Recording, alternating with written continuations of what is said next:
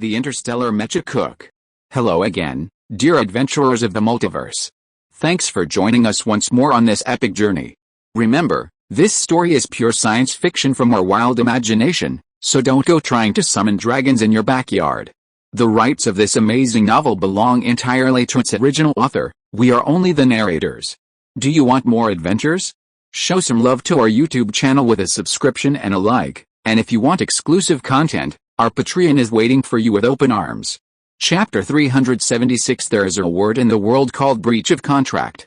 Regardless, Lin Miaomiao officially bid farewell to the One Vote One competition. To avoid further complications, she was frustrated because the military had decided to prioritize rankings based on the time she was eliminated from the 13-7 round. She was the first eliminated from the 13-7 round, resulting in her final ranking of 13th. That evening, Yi Hongwen had taken her back to her room early, under the guise of comforting her, but his words were ultimately so embarrassing and heart-pounding that she felt he was simply being shameless under the guise of comfort. Fortunately, this form of comfort was effective. At least she no longer had time to dwell on why she hadn't held out longer and achieved a better ranking. Besides Lin Miaomiao, Luo Cheng also failed to advance in the 13-7 round. His placement was relatively high, at 9th place, which helped to raise Shen Yu's profile. The fleet, which had always ranked last, had actually shown some effort this year. The upcoming One Vote One finals had nothing to do with Shen Yu, but on the day of the finals, they still arrived at the military headquarters on time to access the virtual network. There were 2 matches in the top 4, and in order to let everyone see the exciting games, the military simply arranged one in the morning and one in the afternoon. Lin Miaomiao clicked in the spectator room and entered the game room, and found that one of the 2 people in the game was her acquaintance, Kang Qingmu, who returned her tracking bullet to her. This is too unlucky, the first match is against him. Lin Miaomiao couldn't help muttering, I have to wash my eyes when I go back. By the way, I hope this guy gets beaten up by his opponent. His character is really bad. He can win if he wants to, but he still flirts with me. Miaomiao, what are you talking about? Liu Gaier, who came over at some point, exclaimed, you said that one of the 2 mecha technicians flirted with you. Why didn't you tell the boss to help you get revenge? Lin Miaomiao felt guilty. In fact, the other person just said it casually, and it couldn't be considered flirting. It's just that she was unhappy about losing the game, and she insisted on accusing him of a crime. Keep your voice down. Stop yelling. Lin Miaomiao was about to reach out to cover her mouth. There were so many people here. What if the fleet's loudspeakers heard and spread the news? How could she face everyone? Liu Gaier muttered, how could I yell? I just heard that you were teased and I was very upset. I wanted to help you get revenge. She was clearly trying to do a good thing, but was misunderstood by her good friend. She felt bitter, but she didn't say anything. The 2 friends were bickering, not even realizing that they had become the focus of the viewing room. They were getting more and more excited to sabotage each other until Feng Liken couldn't stand it anymore and ran to stop them. That's enough. Are you trying to make our fleet famous, Liken? How can you say that? The 2 protested in unison. Either shut up or go out and don't watch the game anymore. Feng Liken glared at them majestically. What's your choice? Faced with the pressure of evil forces, the 2 chose to bow their heads and watch the game silently. The 2 mech pilots in the arena had already begun their fight. The grayish-gray mech was still agile, but the difference was that his opponent was no longer a rookie like Lin Miaomiao, but a level 5 mech pilot with the same agility. The effect of a powerful battle was truly remarkable. While Lin Miaomiao and Liu Gaier were arguing, they were already grappling. Yes, no cold weapons, no firearms either. The 2 mechas simply clung to each other, wrestling and tumbling. What the hell are they doing? Lin Miaomiao couldn't believe her eyes. Feng Liken said gravely, probably warming up before the match. You know, they're in their single-player match this morning, so they can't finish it all in one go? Lin Miaomiao thought that made sense, so she nodded and watched patiently. However, after 5 minutes, the grappling continued. A quarter of an hour later, the situation remained the same. An hour later, the 2 mechas began to move, abandoning the fight and standing up. Finally, we're getting down to business, everyone perked up. Even if it was just a show, these 2 were incredibly slow. HMPH, you only know how to stall for time now.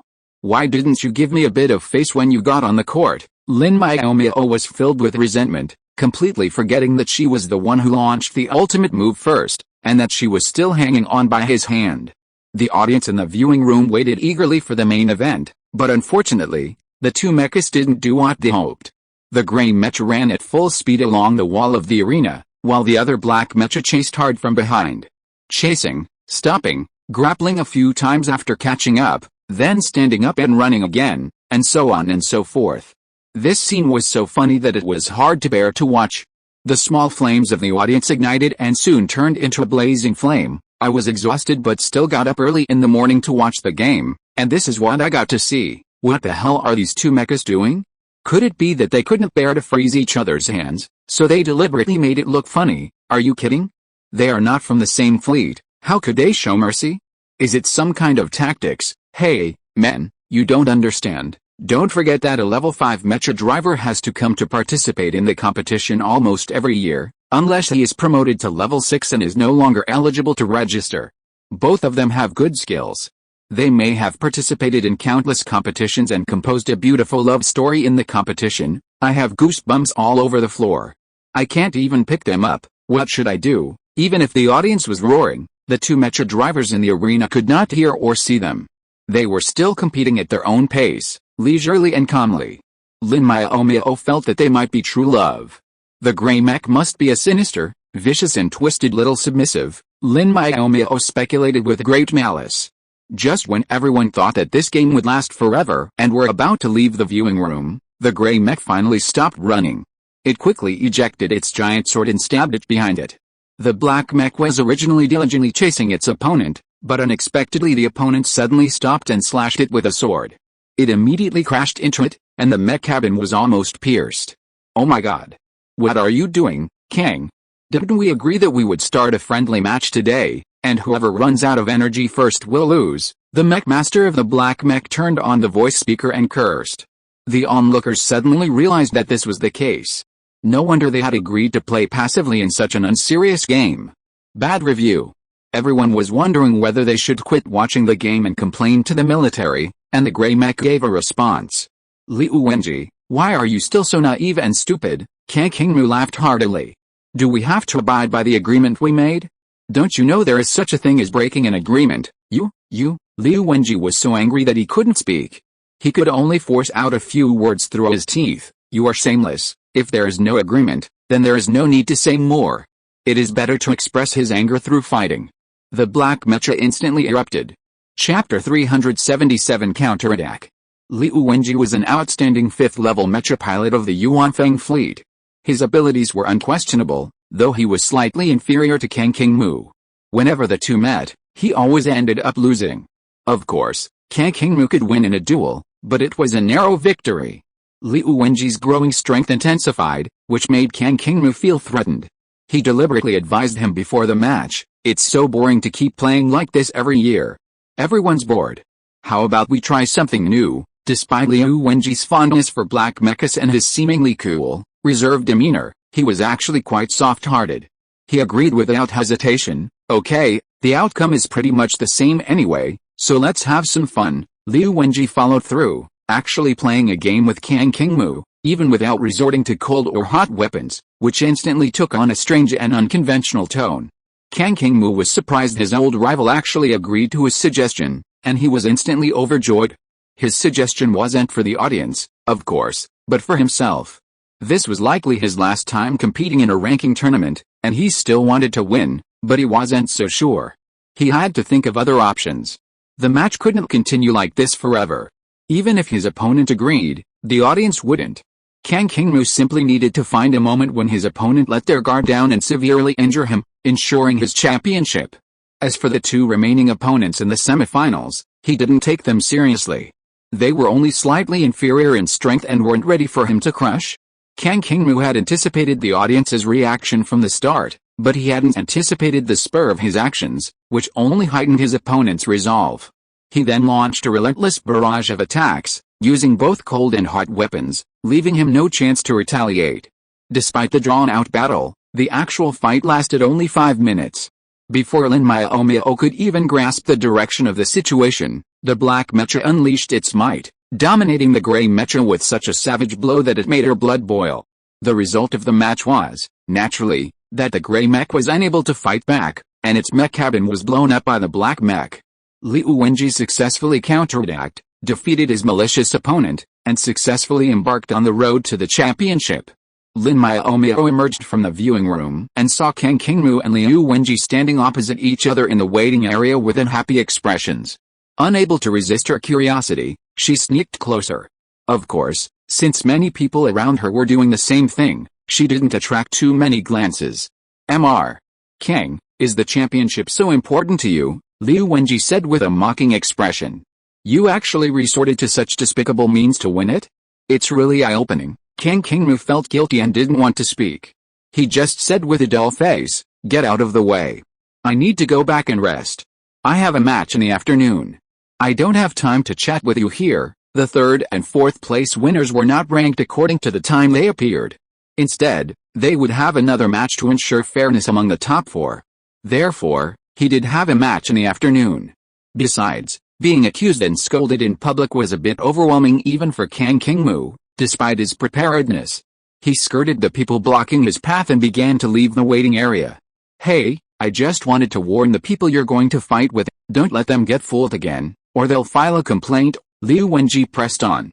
You're really feeling guilty, aren't you? That's just your own fault. You just believed everything I said. Don't forget, we're rivals, not friends. On the court, Kang Qingmu finally snapped. He might have fooled them, but if his opponent didn't believe him, there was nothing he could do. Liu Wenji sneered. In the end, the relationship was his fault. He'd thought they'd known each other for over a decade, that they'd get together during downtime, and even just playing matches would foster some kind of friendship. He hadn't expected it to be all just wishful thinking. Pausing in his pursuit, Liu Wenji calmly said, yes, I was stupid, and I may continue to be stupid in the future. I'll just have to identify the person who's being stupid, so I don't run into someone like you I don't know well again. Kang Qingmu paused, and just when everyone expected him to say something, he simply logged off, not even caring about the results of the other group's match. Liu Wenji pursed his lips tightly as he stared at the spot where he'd logged off, his face gloomy and silent for a long time. Just when everyone expected him to log off as well, he turned and yelled at the onlookers, what are you looking at? Haven't you ever seen people arguing? Shortly after Kang Qingmu left, the results for the second group were announced. Yan Hongchang of the Mengjia fleet would face Liu Wenji for the championship, while Kang Qingmu's opponent was Sita Mingxun of the Wushuang fleet. Lin Miaomiao, however, was less excited for the afternoon's championship match. After watching the exciting performances in the morning, she found the first part boring, and the latter part completely incomprehensible. The pace was too fast, and she, a mecha pilot still struggling at level 4, simply couldn't keep up. Her reasoning successfully garnered countless compliments. Besides Yi Hongwen, Liu Kaoyer and the others felt the same way, believing they had made a mistake coming today and should have stayed at their base to rest. However, there wasn't much fun to do aboard the ship, and the military gates were closed to the public. Lin Miaomiao and the others finally decided to browse the Star Network. As for training, they all agreed that with a team competition approaching, it would be best to relax. Spring Festival was approaching, and while it wasn't a major holiday in interstellar space, many businesses were seizing the opportunity to offer discounts on everything from clothing to snacks. Lin Miaomiao and her 3 girlfriends headed to the commercial district and began a frenzied shopping spree. Except for holidays, soldiers on the fleet were restricted to uniforms, but that didn't stop the girls from shopping. Even Lin Miaomiao, who had lived as a civilian for over a decade, couldn't resist the allure of beautiful clothes. She frantically browsed through the virtual clothing stores, and of course, couldn't resist heading to the sale section.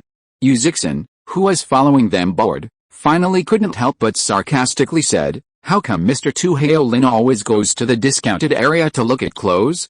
He doesn't think it's cheap, please forgive his rude words. It was really boring to follow a group of girls with shopping tendencies. They have been browsing women's clothing stores for the whole afternoon. Can't they change the channel to, for example, men's clothing stores? Well, in fact, he was also jealous of everyone's gains. He hasn't bought new clothes for a long time. Okay, stop being jealous. Liu Kaoyer rolled her eyes at him. After shopping in this store, I will accompany you to the men's clothing store to pick out clothes for you and your dear. Yu Zixin's anger turned into joy in an instant, but he pretended to be reserved. Since you said so, I will reluctantly go with you to take a look. If you are listening to this novel on a channel other than Fanfic World, it means it was downloaded and re-uploaded without effort. We warmly invite you to visit our channel, Fanfic World. There you will find the original version of this story and many other novels of various genres. We look forward to seeing you dive into a world of incredible novels. Chapter 378 Blackmailed. Liu Kai'er kept her word. Even though she hadn't finished shopping herself, after leaving the women's clothing section, the three women followed Yu Zixin to the men's section. Uninterested in finding clothes they wouldn't wear, the three women found a rest area and sat down before arriving at any location. Yu Zixin, who was smiling and selecting clothes, was annoyed. What are you all doing? You said you were going to pick out clothes for me and Ashin, so why are you all acting like this? I'm picking them for you, Liu Kai'er said weakly, leaning over the table. But what do you men wear? We don't know. We've never bought anything for men. Lin Miaomiao and Feng Likin nodded in agreement. Having never bought men's clothing before, they naturally had no objections. Miaomiao, don't you think you should learn from the experience? Aren't you going to buy some clothes for the boss? Yu Zixin pouted. The other women without boyfriends were fine, but Lin Miaomiao, who had one, just sat there as if it was her right, which annoyed him greatly. That said, it seemed absolutely necessary. Even Liu Kai'er and Feng Likin suddenly realized they weren't on the same wavelength anymore. Singles and married couples had less in common.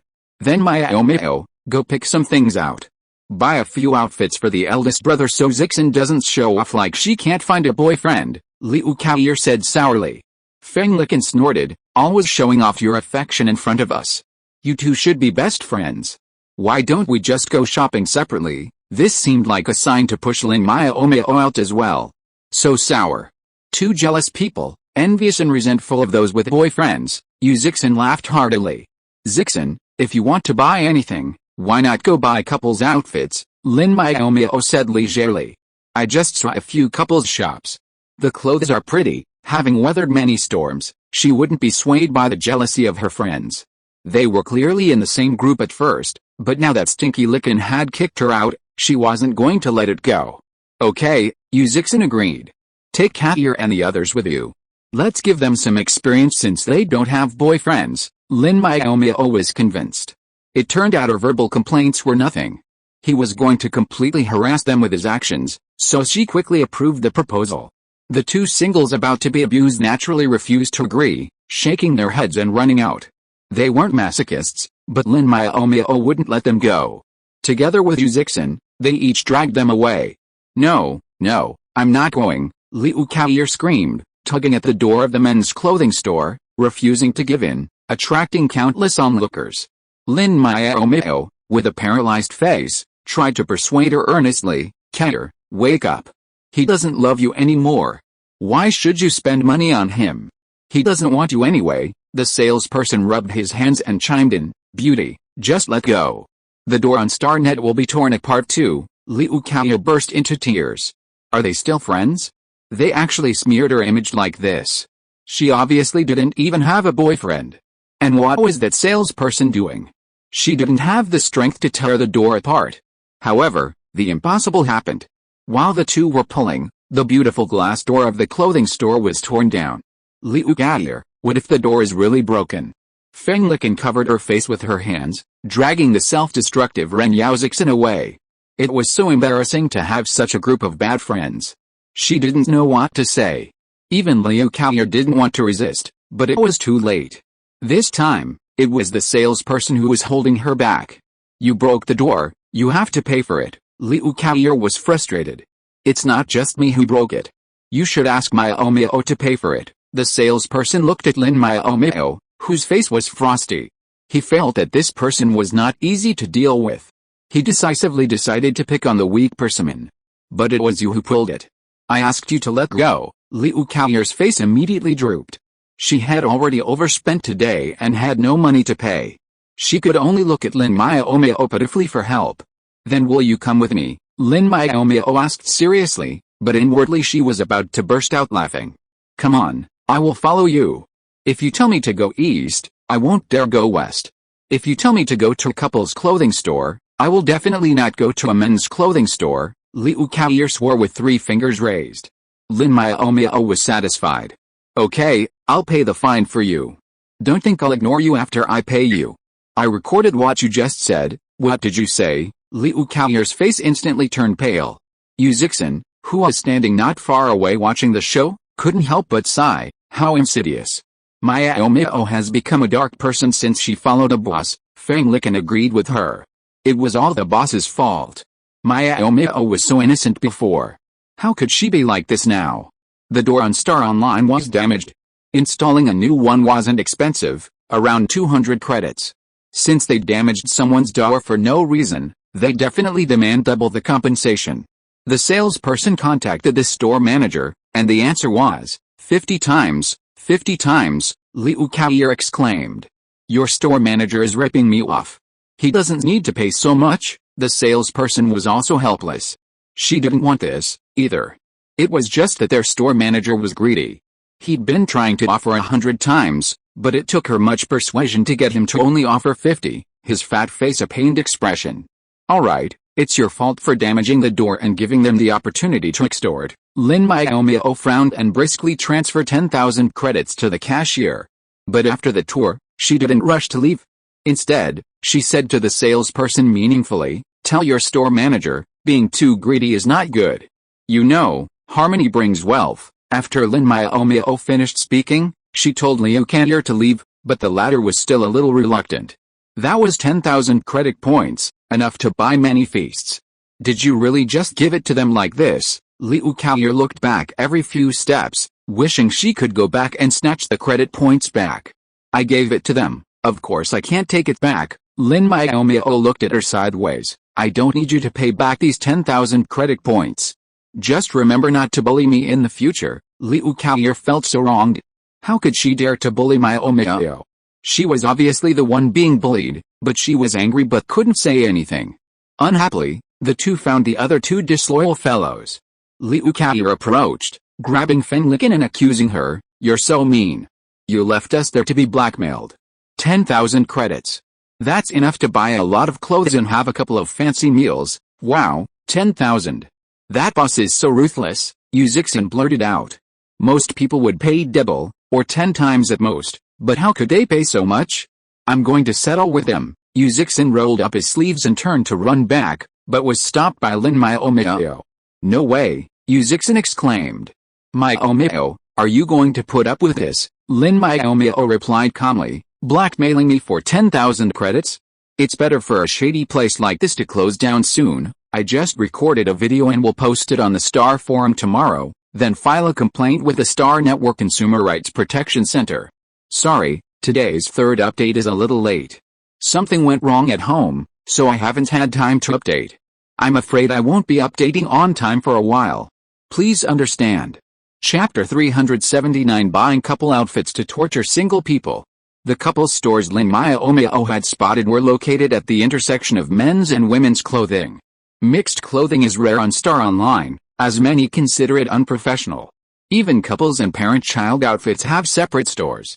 They first visited a couple's clothing store with a more sober and elegant decor.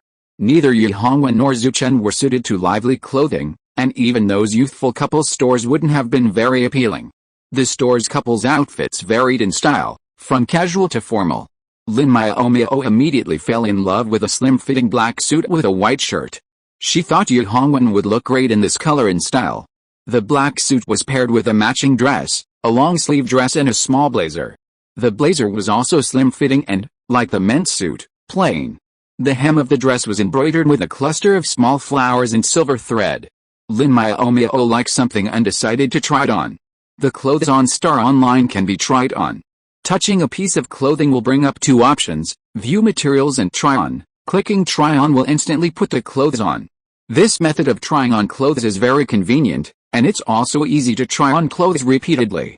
More importantly, it saves time for both the customer and the salesperson.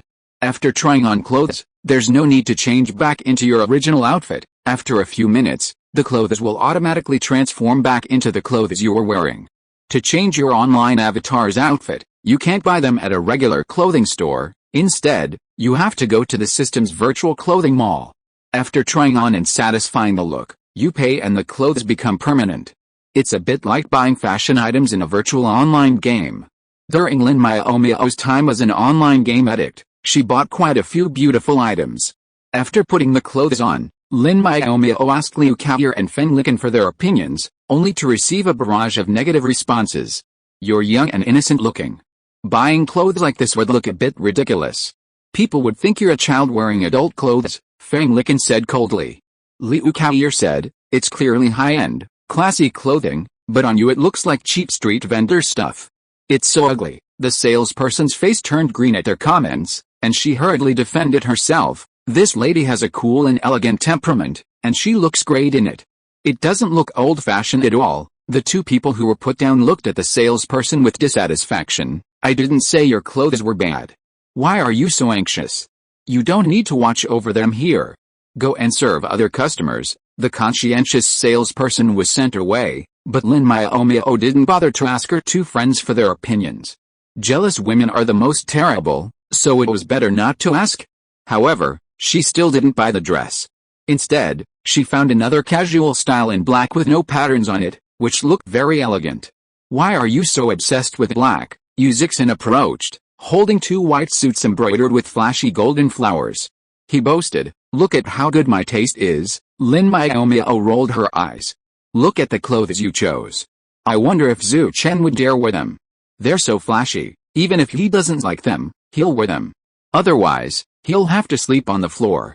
Liu Caoyer said with a charming smile. Feng Liken nodded in agreement. Wearing ugly clothes is better than sleeping on the floor. She believed Zhu Chen would compromise. After browsing several stores, the clothes were all very good, dazzling Lin Miaomiao. However, since she didn't have many opportunities to wear them, she didn't buy too much. In addition to the black suit, she also bought a set of white ones, a slim-fitting white suit for the men and a cute wool dress for the women. Yu Zixin still bought the flashy white suit, but because of everyone's comments, he also bought two dark suits and two casual outfits, which made Liu Caoyer look down on him for a long time. After finishing their shopping for matching outfits, the two of them happily asked Liu Caoyer and Feng Liken, do you want to buy anything else? No, it's almost 5 o'clock, and their competition is over, Feng Liken said quietly. It's better to go see the results. I won't ask you guys to buy clothes next time. Liu Caoyer nodded, eyes filled with grief and indignation. She definitely wouldn't go out with them again. They were simply torturing single people, making her want to find a relationship, or just browse those dating websites. As soon as she logged off the Starnet, Lin Miaomiao saw a certain iceberg lounging on her side in bed, his eyes fixed on her Starnet cabin. Seeing her emerge, he made no move. Are the results out yet? Then why didn't you tell me to log off? Lin Miaomiao asked. If the results were out, the battleship would surely have to take off and return to base.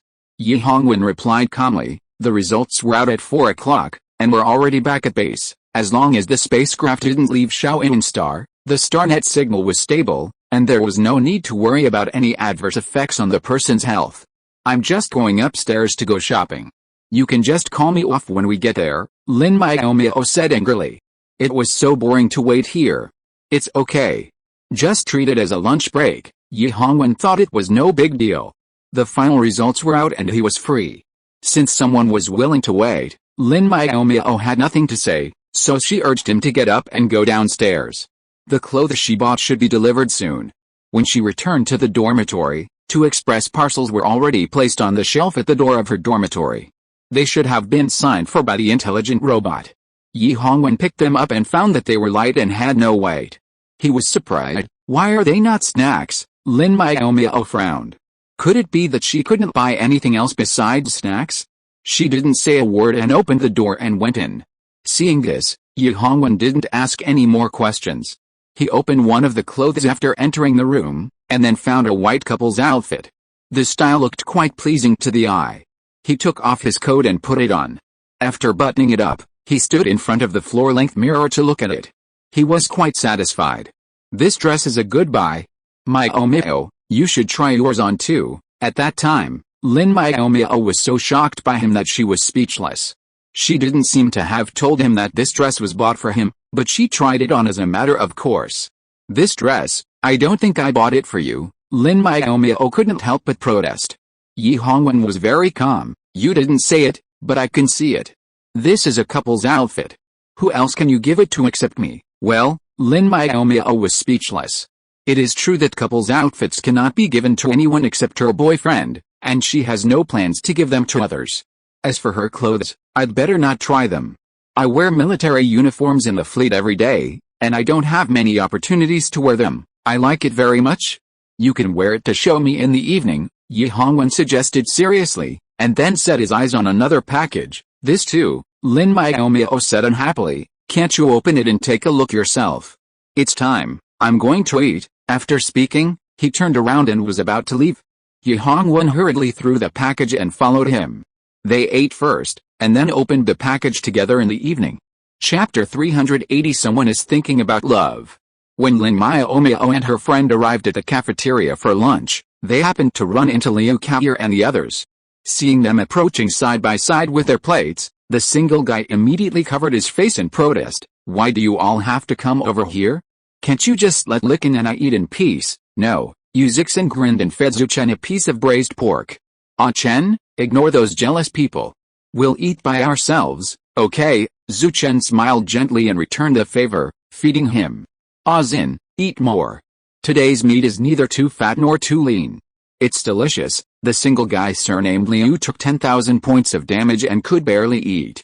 Tears welled up in his eyes. He tugged at his companion's clothes and sobbed about his poor choices. Be good, Fang Licken said with a gentle smile. Go somewhere silly. He extended his right index finger and poked her head aside. Liu Kaoyu was indignant. You and I are from the same country. How could you treat me like this? Fang Licken smiled but didn't reply. Their IQs were on different levels, so there was no point in talking anymore. Lin Miaomiao, however, was gossiping with a stone face. Why has Kaoyu been so impulsive lately? I've never seen her this impatient before. Yeah, Yu Zixin was also puzzled. It wasn't the first time they displayed their affection, so why were Kaoyu's reactions getting more and more intense? Because spring is coming, Yi Hongwen said coldly, straightening Lin Miaomiao's little head. Hurry up and eat. We'll talk later. Lin Miaomiao pouted, but still obediently lowered her head to eat, muttering to herself, not letting me say a word is too much, but could he have meant that spring was coming and Kaoyu was feeling amorous? Thinking about Kaoyu's recent behavior, that was a real possibility. As she ate, she wondered if she should try to find boyfriends for her two single friends. After dinner, Yi Hongwen and Zhu Chen were driven back to the dormitory by Lin Miaomiao, but Yu Zixin stayed stubbornly. So the shopping quartet started their after-dinner walk. After strolling around the lake for a few laps, Yu Zixin lost his patience. Miaomiao, you have something to say? Why are you still so silent after walking for so long? Lin Miaomiao glanced back at him, and said with a half-smile, we agreed to take a walk after dinner? Why do you think I have something to say? Yu Zixin despised her. You would chase us away if it was just a walk? Do you think I'm stupid? Well, Lin Miaomiao had to admit that he was not stupid, otherwise he would not be able to go to college. But, you followed me, and now I don't want to say anything. Yu Zixin's face fell. He was being nakedly disliked. He didn't know why, but Liu Kaoyu, who is always lively and a little silly, didn't respond today, which made him feel very frustrated. No one helped, so he had to keep quiet. The group walked in silence for another half hour, until dusk fell before returning to the dormitory. Before parting, Lin Miaomiao patted Liu Kaoyu's shoulder and said earnestly, don't worry, I'll help you solve your problems. Confused, Liu Kaoyu wanted to ask for clarification, but the other person had already drifted away. After a moment's hesitation, she decided to ignore the baffling words. In the near future, Liu Kaoyu bitterly regretted her momentary decision, as the person who had offered to help her with her problems ended up causing her serious trouble. The considerate young cook, understanding her best friend's disappointment, immediately rushed to the Star Network upon returning to the dormitory. Her target, the Interstellar Matchmaker. Her goal was to find a partner for her best friend. Although Shen Yu was full of men and singles, Kaoyu hadn't found anyone she was attracted to after so long in the fleet. She knew she hadn't found anyone she was interested in, so she had to look for someone on a larger platform.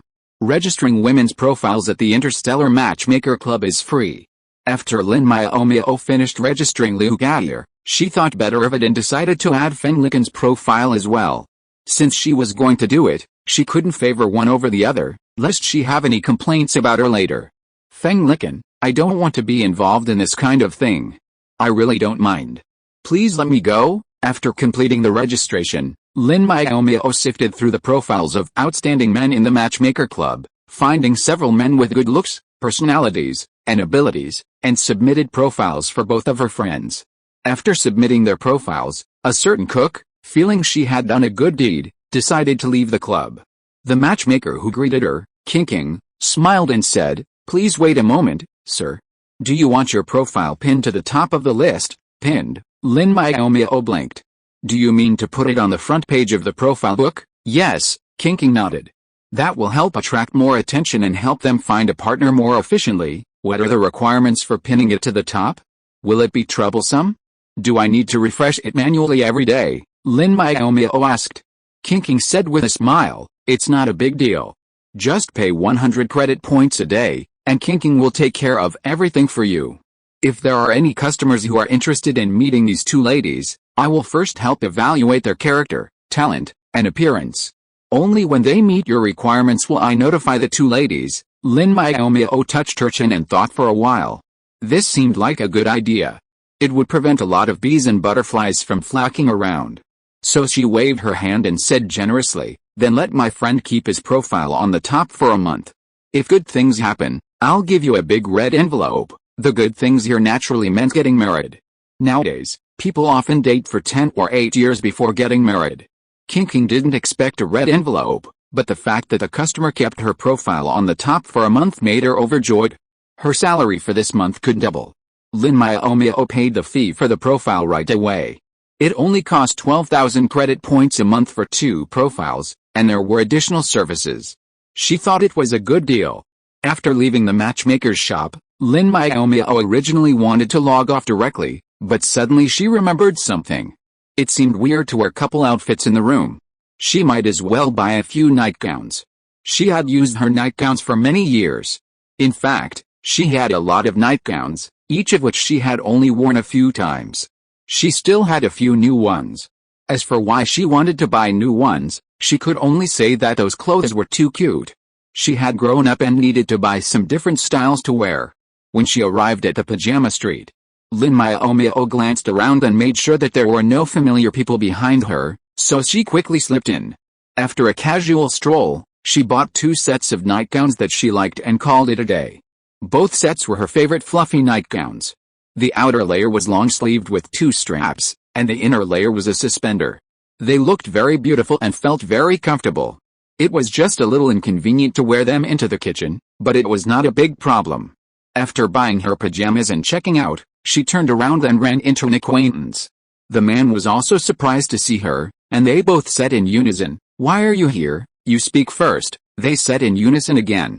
After saying the same thing over and over again, they both fell silent. Behind Lin Miaomiao, the store sign read, "Alluring charm, give you the ultimate temptation." Chapter 381 Meeting Xiaoran by chance. Thinking Wantong is a lingerie shop.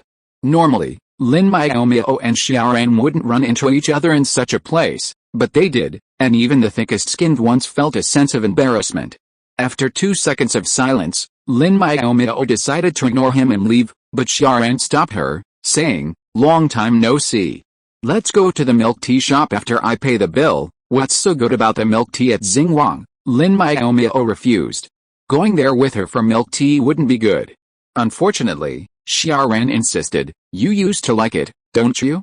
Are you unwilling to go just because the person invited you?" In the past, King Yu, or Gu Qingheng, had always suggested going to the milk tea shop, and Lin Miaomiao had never refused. This was the first time Xiaoran had invited her, and it would have been awkward to refuse, so she agreed. "If you insist, then go ahead," Lin Miaomiao replied with a deadpan expression. "I have to log off early, so I can't stay with you for long." Xiaoran chuckled, "Don't worry, I just want to chat. I won't keep you long." With that, Xiaoran walked past her and headed for the cashier. Lin Miaomiao was startled to discover that the girl had actually bought over 10 sets. Could it be that she had already conquered Gu Qingheng? 10 minutes later, Lin Miaomiao and Xiaoran sat across from each other at Yo-Yo Milk Tea Shop. At first, neither spoke, just silently sipping their bland milk tea. After finishing 2 cups of milk tea, Xiaoran lost her temper and asked, "Little dragon girl, do you have a boyfriend?" Yes, Lin Miaomiao didn't deny it. It wasn't something shameful, nothing to hide. Besides, with a girl so wary of him, sharing it might actually be a good thing. Xiaoran's expression brightened considerably upon hearing this, and she asked sincerely, "Congratulations. Who is he? How did you meet him?" Lin Miaomiao thought for a moment and replied, "I met him in school. He was my homeroom teacher." "Oh, a teacher?" Xiaoran's eyes flickered with disapproval. She didn't even feel like asking further questions about finding a teacher with such limited financial prospects. Silence fell between them once again. Lin Miaomiao felt this was a terrible feeling, so she reciprocated by asking, "Do you have a boyfriend too?" Xiaoran's lips curled up in satisfaction at the mention of this topic. "Yes, Brother Kinkyu agreed to be with me. After so many years of waiting, so many years of pursuing, this day had finally arrived." It was precisely because of this that Xiaoran felt so happy and wanted to find someone to confide in, so she invited Lin Miaomiao to the milk tea shop. She felt great to share her joy with her suspected rival. Her only regret was that her supposed rival already had a boyfriend, as if mocking her previous suspicions. "That's great news. Congratulations. Remember to send out wedding candy when you get married," Lin Miaomiao said indifferently, though her words lacked much sincerity. Don't get her wrong, she wasn't jealous, but she was puzzled. A few days ago, she heard Gu Qinghang say that Xiaoran's illness, while under control, wasn't improving and could relapse at any time. Curious, she asked if they had any further developments, but he shook his head and said no. How could they become boyfriend and girlfriend today? Was Gu Qinghang lying, or was Xiaoran lying? Or, had they only become boyfriend and girlfriend these past 2 days? As Lin Miaomiao pondered this, she asked with a hint of gossip, "When did you two get married?" "I remember Kinkyu used to avoid you, her childhood sweetheart." She'd assumed they were boyfriend and girlfriend, and asking about their past wouldn't be a problem, but she hadn't expected this question to touch a sore spot for Xiaoran. Her face instantly drooped. "Do you even know how to talk? When did Brother Qinghang avoid me? He was just messing with me." "Okay, I said the wrong thing," Lin Miaomiao said, frustrated, wanting to bang her head against the wall. "Sorry," Xiaoran snorted. "Never mind. Since I'm in a good mood today, I won't bother with you too much." Hearing this, Lin Miaomiao suddenly had a suspicion that perhaps they had just gotten together today. After a moment's speculation, she felt a little bored. Was she being too nosy? Forget it, forget it. With so much time on her hands, she might as well go down to the Star Network and spend time with that idiot. "Thank you, Miss Xia, for your generosity. If there's nothing else, I'll be leaving first," Lin Miaomiao said politely. Lin Miaomiao didn't wait for a reply, but she stood up and rushed off. But her movements weren't fast enough. "Wait a minute, Xia Longyu," Xiaoran yelled angrily, standing up suddenly. "You're running off before we've even said a few words. How can you be such a friend? Are you trying to end our relationship?" "You misunderstood." Lin Miaomiao felt like dying. How could she have been so caught up with Miss Xia?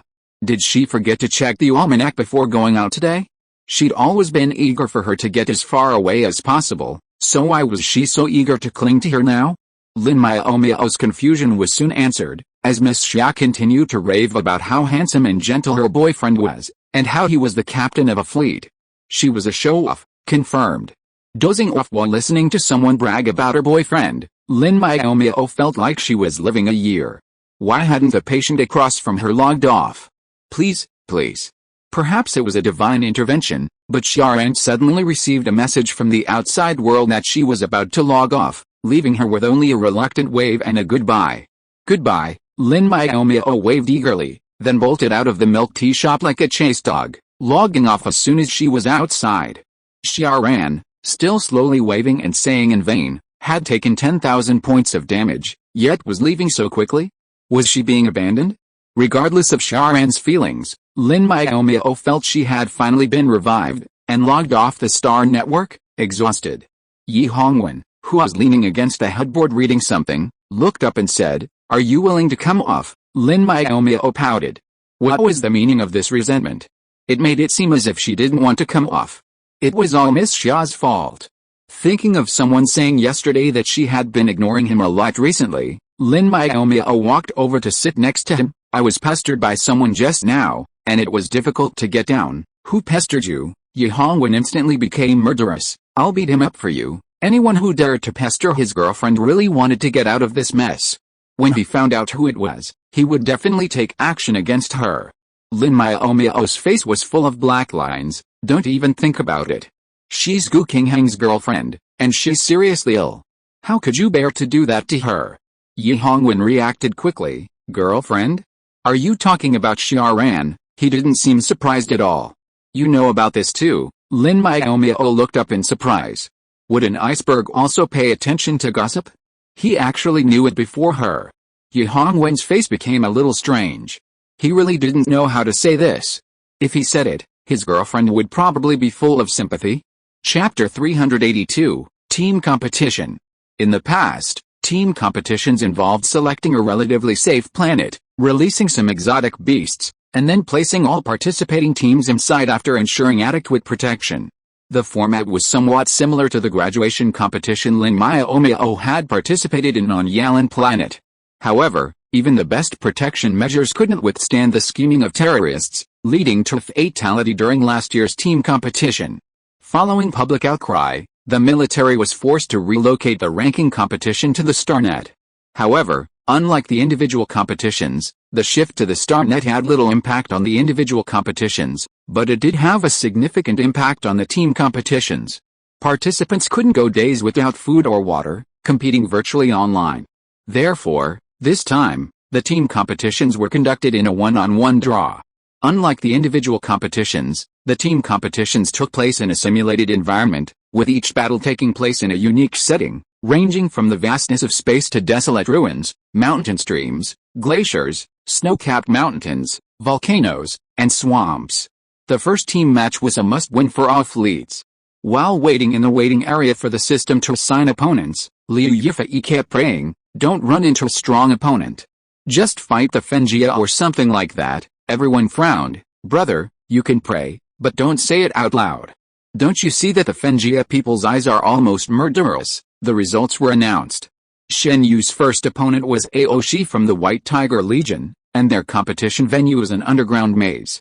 The Shen Yu team members were thrown into a massive maze, surrounded by towering stone walls that stretched to the horizon. A winding path with several forks in the road lay ahead. The team match was led by Luo Chang, and everyone's eyes turned to him, waiting for his instructions on which direction to go. However, he didn't know what to do, so he called a few team leaders to discuss the route together, looking at the simple map provided by the system. Impatiently, Liu Yifei didn't have the patience to study the map. He simply summoned his mech and charged towards the maze wall. Then, a system notification chimed in. Dear contestant, the maze wall cannot be attacked or damaged. Please be advised. Liu Yifei raged. I can't attack.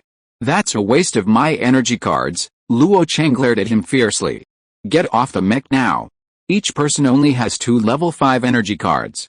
Can you not waste them? Liu Yifei wanted to retort, but then remembered Ye Hongwen's pre-match warning. He swallowed his protest, dismounted the mech, and dejectedly returned to his team. By then, when Zixi and the other two had reached a consensus, they decided to take the rightmost path, and on foot. They needed to conserve energy before encountering the Aoshi contestant. Before advancing, when Zixi said, we need someone to pilot a mech ahead to clear the way, to prevent us from encountering Aoshi and being unable to summon a mech in time, team competitions differed from individual competitions. Here, there was no requirement to wait until the opponent mounted their mech before engaging. As long as one could strike before the opponent mounted their mech, it was a golden opportunity. It's also worth noting that while the military had mandated a HUD-to-HUD battle, with victory conferred by complete annihilation of the opponent, there was no guarantee that the field they provided was safe and secure. When Zixi doubted that such a large maze would be devoid of traps or other traps. When Zixi's concerns were shared by everyone, but the captains disagreed on the choice of leader. Luo Cheng believed the leader must be sufficiently powerful to avoid being caught off guard when encountering an enemy or a trap, thus wasting points and losing time for the opponent to board their mech. When Zixi, the original proposer, believed that the ace needed to conserve their strength and energy cards to avoid the dilemma of running out of energy after encountering an opponent. Therefore, it was better to send a level 3 mech pilot to clear the way. Both men believed their arguments were valid, and neither side yielded. when Zixi proposed a show of hands. Not wanting to be known as a dictator, Luo Cheng reluctantly agreed. However, before the vote began, he urged everyone to vote for him.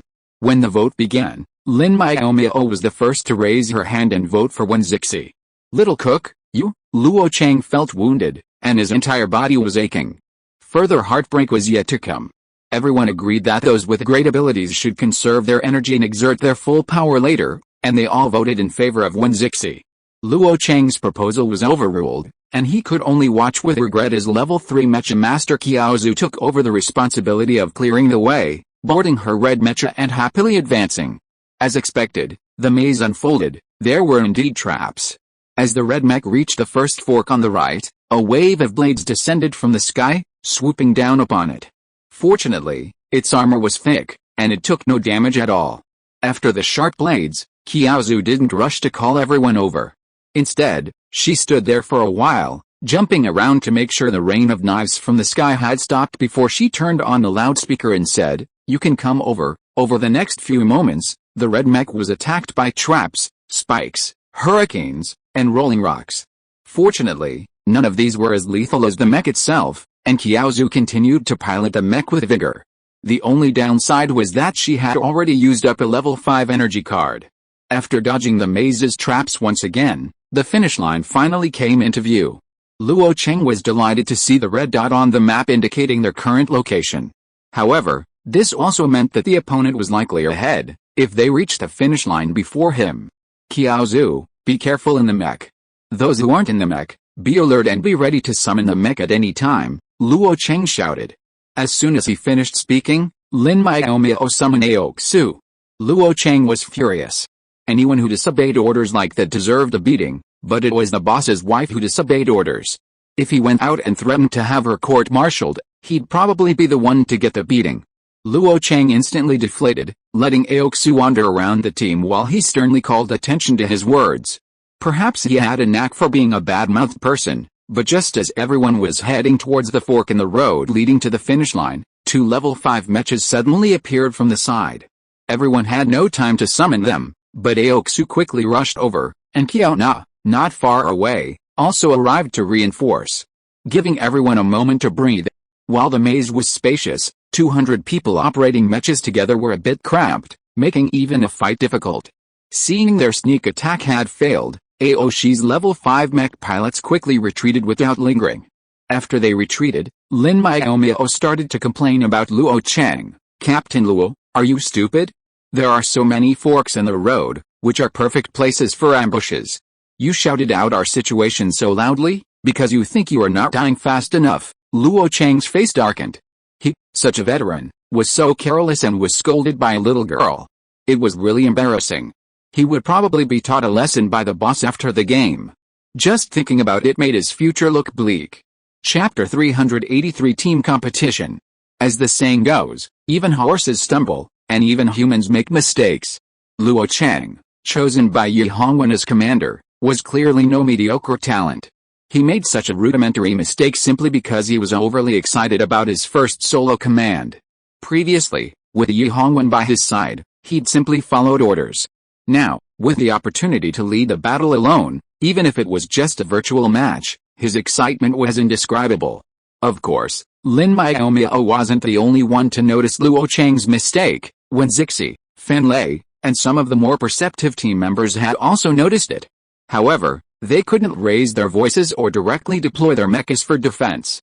Being accused of disobeying orders was a minor concern. Being reprimanded by the commander for revealing information was a far greater threat. Only those like Lin Miaomiao, with their boyfriends backing, dared to board the mecha. Of course, if Luo Cheng reprimanded them, the good cook, ever the sweetheart, would tell him, "It wasn't my idea to board the mecha. It was Captain Wen, the one with all the evil intentions." However, given that Lin Miaomiao had disobeyed orders and boarded the mecha to save her teammates, her merits and demerits outweighed her demerits. No one would bother her afterward, so she decided not to reveal the fact she was ordered to do so. Aoshi's mech retreated, revealing that their opponents had reached the finish line before them and that a fierce battle was imminent. So, Luo Cheng didn't rush to command them out, but instead stayed put to reorganize the team. Luo Cheng followed a level 4 mecha operator in front, followed closely by a level 3 operator. The few level 5 operators held the line in the rear, preventing a sneak attack from behind. 200 mechas slowly moved forward. Just as they were about to exit the maze, a row of level 5 mechas appeared ahead. Seeing Aoshi's stance, as if he were planning to block the exit and devour them, Luo Cheng was furious. He shouted directly into the team chat, "First row, fire hard into the center, create a gap. Those behind you, speed up and rush out together." Once they were mixed in with Aoshi's men, the enemy would be restrained in the fight, afraid to use powerful, indiscriminate attacks. The first row of mechas quickly created a gap and rushed forward. The mechas behind them swarmed in, quickly squeezing into Aoshi's ranks and disrupting their formation. Lin Miaomiao was standing near the front, and only after diving into the pile of mechas did she finally have the energy to look at the Aoshi men. She was surprised. Their numbers aren't right. Is there really an ambush behind them? Luo Cheng also felt something was wrong and immediately ordered Wen Zixi and the others at the rear to be on high alert. Don't just rush forward. Pay attention to your back. They're not on the right numbers. Understood, Wen Zixi replied, but he secretly scoffed. They were the last to arrive, so of course they'd be on the lookout for sneak attacks. Despite his grumbling, he remained vigilant, not relaxing until he was safely out of the maze. Then a question occurred to him: if the Aoshi men weren't in the right numbers, where were the others? Were they trapped along the way? Unfortunately, there was no answer to this question, and he wouldn't ask. Even if he did, Aoshi probably wouldn't answer, so he kept the question to himself. With everyone rushing out, the two sides naturally engaged in a chaotic battle. Lin Miaomiao didn't bother to speculate on why Aoshi was missing so many men. Instead, he joined his teammates in besieging a level 5 mecha. Even if they couldn't defeat it, they could at least temporarily contain it. The ensuing scene could only be described as a chaotic mess. Shen Yu's mechas outnumbered Aoshi's, while Aoshi's had more level 5 mechas and no level 3 mechas. The overall strength of both sides was similar, but when there were more mechas, the stronger ones were always somewhat constrained, giving Shen Yu a slight advantage. After fighting for over half an hour, Shen Yu capitalized on their superior numbers, using their level 3 and 4 mechas to pin down Aoshi's level 5 mechas. Luo Cheng and other level 5 mechas took advantage of the situation to eliminate the enemy's level 4 mechas, leaving Aoshi's numbers dwindling. Aoshi's commander, growing increasingly anxious, shouted over the team chat, "Level 5 members, stop fighting those low-level mechas and focus on dealing with Shen Yu's level 5 mechas. If we lose, who will be held responsible?" Understood, Aoshi's level 5 mechas replied weakly. "What's your attitude? You look so powerless." The proud commander was furious. "With your attitude, no wonder you can't even beat Shen Yu, who is ranked last, you trash." The proud commander cursed freely, as if he wanted to vent all his anger at being at a disadvantage on his teammates, and also to find a good way to save face. You know, if they lost this game, the title of poor command would definitely be put on his head. He hadn't anticipated the inherent rebellious nature of people, each with their own agenda. Hearing their commander shirk responsibility, they all grew frustrated. Unsure who started the conversation, they all began to criticize the commander's mistakes. "You didn't bother to find someone to scout the way in the beginning. We lost a bunch of teammates right after we entered. You're dumber than a pig, and you're still trying to shirk responsibility. Why did Commander Shen Yu even bring everyone out? Stupid commander, so self-righteous. You should hand over the reins. You're so unlucky to have such an idiot commander." Now everyone can rest early. The Aoshi team members' discontent erupted in silence with such force that their commander was rendered speechless. And then, they actually rested early. So engrossed in venting their anger, the Aoshi team members, completely oblivious to the fact they were still competing, stopped fighting. Shen Yu, unaware of their reason for stopping, was adept at taking advantage of the situation and swiftly dispatched them one by one. When the Aoshi team members recovered from their fury, they realized the match was over and they'd lost. They felt like the sky was falling, as their captain stood nearby, glaring at them with a sullen face. "How friendly are the Aoshi people? They even stood there and let us fight," Liu Yifei exclaimed loudly, adding, "Shouldn't we go up and say hello and goodbye to them?" The Aoshi team members turned to glare at him. He was just enjoying the fun, not wanting to make trouble, and even trying to add fuel to the fire. He really deserved a beating. "Screw you," Luo Cheng smacked the idiot's head, his voice filled with frustration.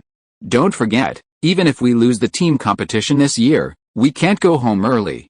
We have to participate in the cultural performance. It's not too late to say goodbye after the performance. Well, this was also a cruel person. The Aoshi team members were desperate. Damn, the mecha operators of the Shenyu fleet were no good. They had crushed their hopes and were still adding insult to injury. How could they still have a good match? The Shenyu team members, of course not. You're all out.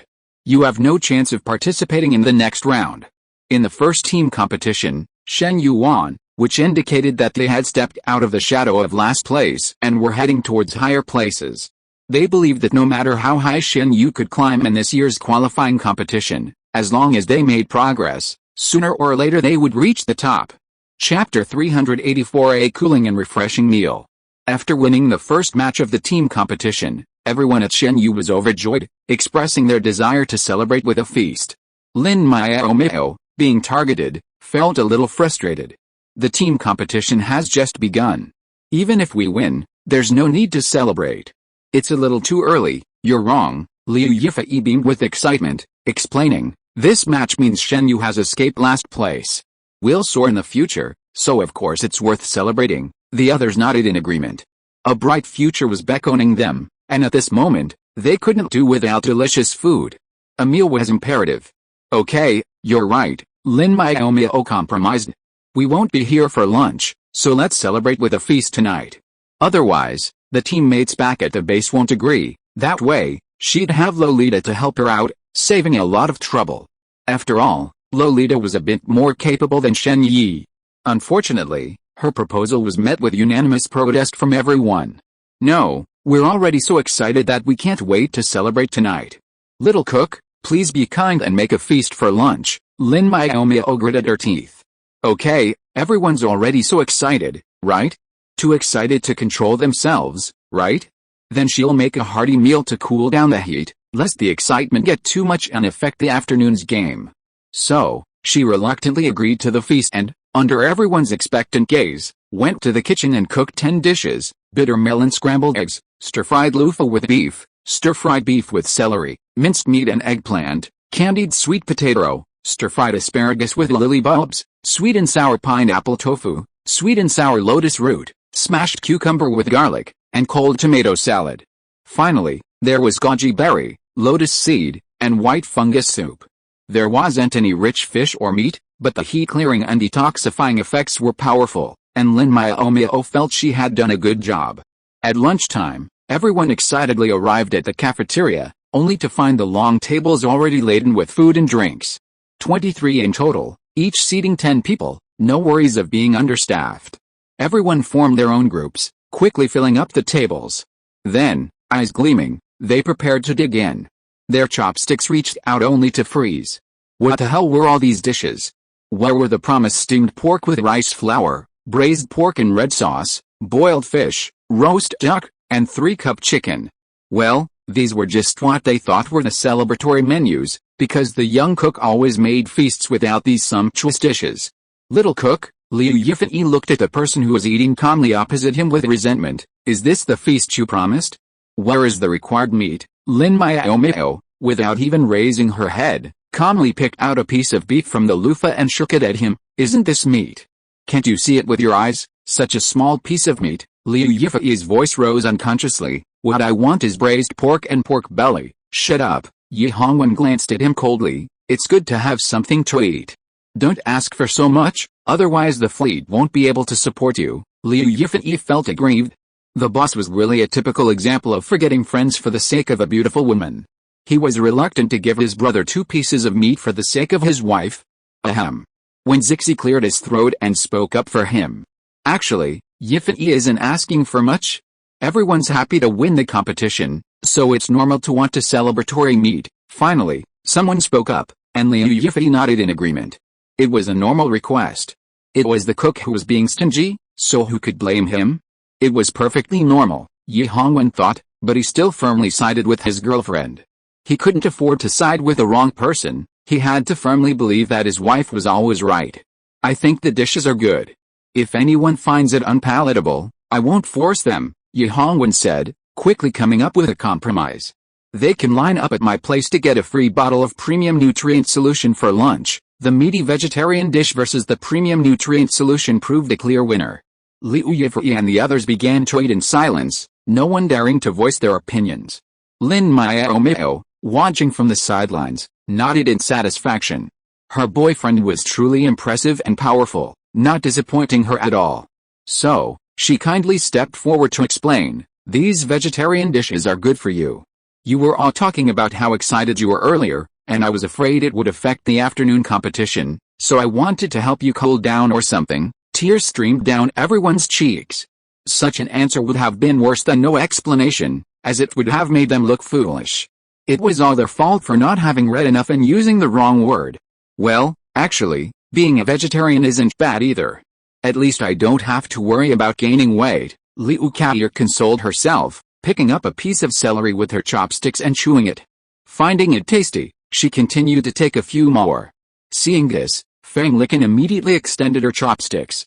If this idiot could keep taking several chopsticks of food, it had to be delicious. As it turned out, her assumption was correct, the stir-fried celery and beef was indeed delicious. After swallowing the celery in her mouth, Fang Licken grabbed half a bowl for herself. Then, smiling, she watched Liu Kaoyu and Liu Yifei, two relatives from centuries past, fight over the remaining dish, mentally patting herself on the back for her quick thinking. However, Fang Licken's triumphant smile didn't linger for long, because while she was watching the fun, a shameless person snatched away most of the food from her bowl. "Luo Chang, you want to die, don't you?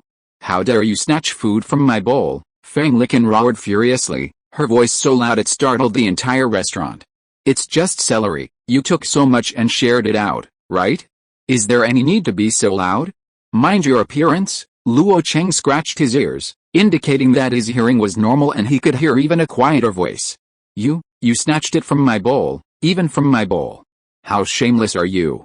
You have no respect for hygiene." Fang Licken's anger was tinged with embarrassment. Snatching food from the bowl of the opposite sex was something only close friends did.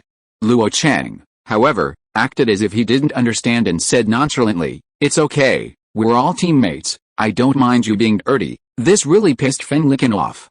She thought it was dirty, yet he still grabbed it. He was really looking for trouble. She made a note of this. After the heat-reducing meal, everyone's passions calmed down. While the dishes were indeed delicious, they were unhappy without the big chunks of meat.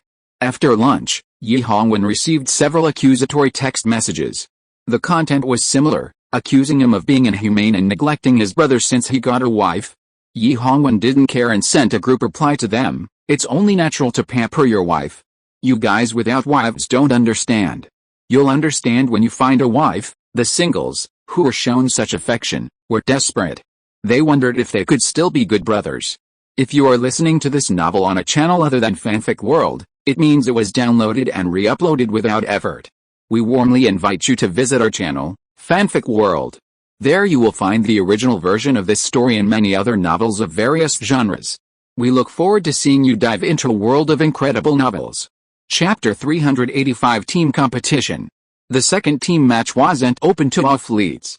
To maintain secrecy, the military abandoned the system matchmaking system and instead had the captains of each fleet draw lots. Fleets with the same number would become opponents. In the afternoon, the top 5 fleets competed. The remaining fleets could choose to spectate or return to their ships to rest. Given the challenging conditions of the first match, many chose to stay, at least to see what traps the other maps offered. Shen Yu drew lot number 17, and her match wouldn't begin until the morning of the next day. Luo Cheng began assigning spectator duties, requiring someone to attend each match and pay attention to the field conditions and coordination between the fleets. The fleets that made it past the first elimination round were all strong and well coordinated. With a preparedness for the field, Shen Yu stood little chance against any of the other fleets, simply because they had so few level 5 mecha operators. Before Yi Hongwen took over, ambitious team members would seek to leave after reaching level 5. Most of the current level 5 mecha operators had joined with him, otherwise, they wouldn't have been able to defeat even the strife-ridden Aoshi. Although the odds of winning were slim, everyone remained high-spirited. They hadn't even had the chance to participate before, so why would they turn down the chance now? Lin Miaomiao entered the Chao Feng Fleet's battle room. Her uncle and aunt were also participating in the ranking tournament, and it would have been easy for them to meet up, but Lin Yuquan said, "We're rivals. It's best not to see each other until after the tournament." Lin Miaomiao didn't mind this. They'd met not long ago, so it wouldn't matter if they didn't see each other this time. Besides, if they couldn't see each other before the tournament, it wouldn't be a big deal to get together afterward. After the draw, Shen Yu had no matches that afternoon, so she was planning to pop into the viewing room to check it out. She happened to see the Chao Feng fleet's name and rushed in. The Suzaku Legion had a bad draw this time, as Chao Feng's opponent was Yinfeng, a member of the same legion. Regardless of who won or lost, the Suzaku Legion's chances of winning the championship would be reduced by 1 point. The map Zhao Feng and Yinfeng drew was a stinking swamp. There was nowhere to stand, and bubbles gurgled everywhere. They had no choice but to summon their mechas and fly into the air. "This map is meant for a quick fight," one spectator muttered. "There's not even a place to land. Flying through the air is a waste of energy," the others nodded in agreement. With nowhere to land, they had no choice but to fight quickly. They could probably still find another viewing room later. Lin Miaomiao suddenly remembered how, on Yalan Planet, to conserve energy, each person piloted a mech, carrying several others. Well, the mechas had large palms, so even if they clenched their fists, they wouldn't fall. However, no one on Zhao Feng or Yinfeng had considered this strategy. They all boarded their mechas and sped forward, clearly planning for a quick, decisive battle, as everyone else had hoped. But the system clearly wouldn't let them collide so easily. Zhao Feng's mecha fleet hadn't gotten far when they encountered a swarm of meteorites. Rocks several times larger than the mechas rained down frantically, plunging several unprepared level 4 mechas into the swamp. Instantly engulfed in the foul mud. SHHH. Too much? Such massive, dense rocks, it's hard to dodge, Lin Miaomiao thought, her teeth aching. Imagine if they'd encountered a swarm of meteorites like this, even with preparedness, even those level 3 mecha operators would have struggled to evade them. There was no need to fight. And if the fleet had resorted to a single mecha toting multiple personnel system to conserve energy, their demise would have been even faster. In the swamp, after losing several mecha operators, Zhao Feng quickly adjusted their formation. Over a dozen level 5 mechas rose high to meet the relentless cascading meteorites, unleashing their weapons and launching an attack, smashing the meteorites to pieces. The meteor shower soon subsided, and the Chao Feng fleet continued forward, maintaining this formation. With this experience, they remained undeterred by subsequent meteor showers. Just as they were about to safely reach the center of the swamp, another swarm of meteors descended. Chao Feng's mecha pilots skillfully countered the situation, and the number of meteors gradually decreased. Just as the mechas were preparing to continue their advance, a group of level 4 giant-mouthed crocodiles suddenly emerged from the swamp, their jaws wide open, biting down upon the mechas. Wow, so insidious. How could such a sinister system exist? A spectator screamed in shock. You're so noisy. Your voice is cracking. It's unpleasant. Can you please shut up? Lin Miaomiao covered her ears and sneered at her. The system behaves like this because it was arranged by the military, even if it's unpleasant. Can't you just ignore it? The girl glared at her. Minding your own business, she said, a hint of annoyance tinged with embarrassment. Lin Miaomiao pouted, unwilling to pay any more attention to this insane individual. The danger facing the Chao Feng people was none of her business. What was the point of making such a fuss? By this time, the Chao Feng fleet had already engaged in a fierce battle with the level 4 megamouth crocodiles. The megamouth crocodiles possessed sharp fangs and thick skin, surviving in the swamp by breathing through their skin. While their offensive power wasn't strong, their defense was formidable. For a time, the Chao Feng mech operators were completely unable to defeat them. This was a dead end. If their energy ran out, even if they reached the center of the swamp and met up with Yinfeng's men, they would be defeated without a fight. Seeing this, the Chao Feng commander decisively issued an order via the team chat. The level 4 members who are entangled, stay and contain these megamouth crocodiles. The rest of you, follow me. We must conserve energy. The battle with Yinfeng is the real battle. Understood? The Chao Feng team members responded in unison. The unentangled mechas then dodged and sprinted out of the megamouth crocodile encirclement. The entangled level 4 mechas, however, not only had to deal with the monsters around them, but also had to keep their weapons free to attract the attention of the pursuing megamouth crocodiles. Their situation was nothing short of agonizing. Lin Miaomiao didn't know whether the remaining mechas had destroyed the crocodiles or been destroyed themselves, as the system's monitoring system followed the main force. She also took the time to check on Yinfeng's situation and found their situation to be similar to Chaofeng's. After a long flight, dodging countless meteorites, the two fleets finally reunited. However, their meeting was not amicable. From the moment they met, weapons were drawn and a chaotic battle ensued. The clash of cold weapons was punctuated by the sounds of explosions. Don't get me wrong, they didn't resort to cold weapons because they were in the same army and couldn't be ruthless. Instead, the system's meteorite swarms and the crocodiles had depleted their energy, leaving them unable to use firearms much. By the end of the battle, both sides were hurling their weapons into the swamp. Even if their weapons were broken, they could still push, kick, or even bash with their mechas. In short, they used every possible means to drive their opponents into the stinking mud. Whichever side held out would win. Chapter 386 Team Competition. The men of Chaofeng and Yinfeng were furious. Some, intent on throwing their opponents into the swamp, forgot they were in danger themselves, only to be kicked into the stinking mud by their opponents. Lin Miaomiao had no time to pay attention to them, for she had finally found her uncle's bluish-white mecha. Its verdant design, adorned with countless white chrysanthemums, made it stand out. These white chrysanthemums weren't Uncle Lin's favorite, but rather Aunt Lin's design, similar in design to the cabbages on Zuchen's mecha. Aunt Lin had a bit of a fujoshi bent, possessing an inexplicable passion for chrysanthemums, though she wouldn't admit it herself. This was a conclusion Uncle Lin had drawn from his own observations. It was pathetic, they were all henpecked husbands. Lin Miaomiao sighed, shaking her head, but she couldn't help but imagine what it would be like if the red lotuses on Yi Bingshan's black mecha were replaced with golden sunflowers.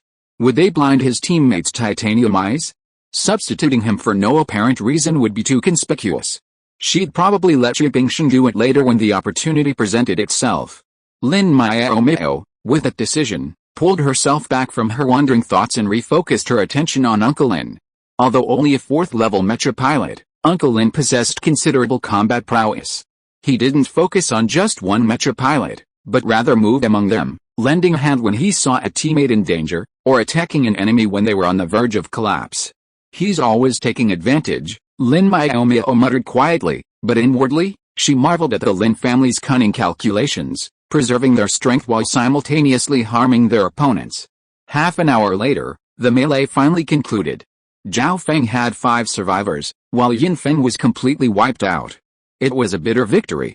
Uncle Lin, known for his cunning tactics, was counterattacked during a surprise attack and knocked into the swamp with an iron rod, eliminating him. Fortunately, his exit was relatively late, so he still managed to save face.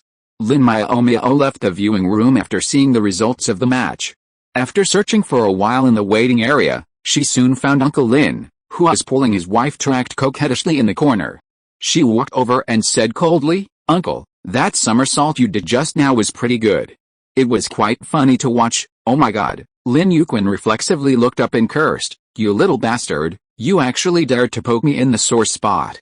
You don't want to be in this world anymore." Bang! And Yutong knocked him hard on the head, her face frosty with a warning, "What are you scolding?" Because Lin Miaomiao had provided her with information when she was pursuing her, and Yutong had a good relationship with his little niece. What's more, as her little princess with a high status in the Lin family, if she went back to complain to her father and grandfather, her stupid husband would be in trouble. "Well, I just said it casually." Lin Yuquan felt aggrieved, but he didn't dare to blame his wife. He could only turn around and look down on his niece with contempt. "Didn't we agree to meet after the game? Why did you suddenly show up?" Lin Miaomiao rolled her eyes at him and said, "I was just admiring my uncle's heroic figure sneaking around, and I couldn't help it, so I ran over to express my admiration." Admiration? It's more like ridicule. Lin Yuquan glared at her. "It's so unfortunate to have a niece like you." "Oh, there's nothing I can do about it. Your grandpa's youngest son," Lin Miaomiao replied with a dull face. "By the way, I was planning to treat you to lunch tomorrow at noon if we meet. Since my uncle doesn't want to see me, I'll just invite my aunt." Tisk. Lin Yuquan rolled his eyes. "It's just a meal. You act like no one has eaten it before. It's not important." "My wife doesn't care either." "Wait, who said I don't care?" And Yutong interrupted. "Miaomiao cooked it herself, right?" "Yes, Of course I have to cook for my family, Lin Miaomiao answered as a matter of course. And Yutong nodded hurriedly. Of course, she was always assigned to help in the kitchen after joining the fleet. It was a good thing to have the opportunity to eat someone else's cooking. After agreeing with her aunt that tomorrow's lunch would be eaten on the Shanghai, Lin Miaomiao smiled provocatively at her uncle and swaggered towards the other viewing rooms. She casually entered a room where the battle was still going on, only to find that it was almost over. The competition venue here was inside a volcano, full of boiling magma. Even mechas could melt if they got too close. Both sides had almost exhausted their energy, and now mechas were constantly falling into the boiling magma, like dumplings. Looking at the number of mechas in the field, there were not many, but the proportion was very even. It was estimated that in the end, there would not be many people left on the winning side. Lin Miaomiao had guessed the outcome, but she hadn't anticipated the utterly tragic nature of this lopsided victory. Only one member of the victorious fleet survived, and this mech, unable to leave the arena after the results were announced, ran out of energy and plunged directly into the lava. Onlookers shook their heads and sighed. Some sympathized with the losing fleet, which had narrowly missed victory by a hair's breadth. Of course, the most common lament was the military's ruthlessness. Even with a thorough understanding of the arena, it was difficult to devise a definitive solution. Ultimately, exhaustion and plunging into the lava would inevitably result. While the virtual network was a simulation, that didn't mean that failing in a match was completely painless. To ensure a deeper understanding of the pain of death, the military had installed pain simulators in all login systems. If someone died within it, 60% of the pain would be felt in the real body, and the same went for injuries. When they lost the previous match, Lin Miaomiao felt the pain of her mech's cabin exploding. It felt like her body was being shattered, a pain even worse than the pain of dying in the game. The feeling of being scalded to death by lava or suffocated by stinking mud is hard to forget. Lin Miaomiao burst into tears. She hadn't even played yet, and she was already feeling timid about the game the day after tomorrow. What should she do? After the game ended, she no longer had the mood to watch the game. She pouted and logged out of the virtual network. No one else was down yet, and she couldn't leave alone, so she sat on the single bed, dazed. She felt she needed someone to comfort her. Just as she was daydreaming, Lin Miaomiao suddenly felt someone tap her shoulder. Miaomiao, why are you sitting here in a daze? How long have you been down here? It turned out to be Liu Kaoer, who had also come down. Looking around, she saw that everyone had also logged off the virtual network. Lin Miaomiao knew that today's game was over, so she replied lazily, I just came down too. I saw that you guys were still online and I was dazed for a while. Oh, Liu Kaoer said without any doubt, hooking her neck and smiling. The game we just watched was exciting, but the military is so treacherous. The traps set by the system are really cunning. They must be afraid that our game will take too long, so they set them up to drain everyone's energy. Feng Licken, who had just logged off, agreed. After all, it's a team competition. If they don't drain everyone's energy, even if we play for a whole day, there may not be a winner. The military must have no choice but to do this. Lin Miaomiao curled her lips. Don't you think these ways of dying are too cruel? Being burned to death by magma, suffocated by the swamp, I'm watching death by corrosion from the black water, Liu Kaoer said. I'm watching falling off a cliff, Feng Licken added. Everyone fell silent for a moment. Chapter 387 Team Competition. Before Shen Yu's second team match, everyone's greeting was no longer hello, but became, how do you want to die during the game? It's better to suffocate in the swamp, it won't be so painful, Liu Kaoer thought. Falling off a cliff is more convenient, Feng Licken thought this was a good idea. The mud in the swamp stinks, I don't want to smell that, why are you so vulgar? Yu Zixin shook his head in disapproval. If you have to die, you have to die in a spectacular way, so that you can remember it deeply. I think volcanoes are great, the rolling magma is so spectacular. Lin Miaomiao couldn't stand it anymore. Why did these people just look forward to losing? I don't want to die, I want to stand to the end. Stop talking nonsense. Everyone rolled their eyes at her. Everyone wanted to stand to the end, but unfortunately it was not that easy. If there was any hope, no one would say such discouraging words. Putting aside the perverse venue, after much inquiry, their opponent had finally surfaced, Washuang of the Zuanwu Legion, who had taken second place in the qualifying tournament last year. Upon learning their second match opponent, everyone knew their fleet would be eliminated. Fortunately, there was nothing to regret. They could shout about winning, but facing these massive fleets, they would simply have to accept defeat. There's nothing we can do now, but one day, our strength will grow, and winning is inevitable, Zhu Chen stated confidently.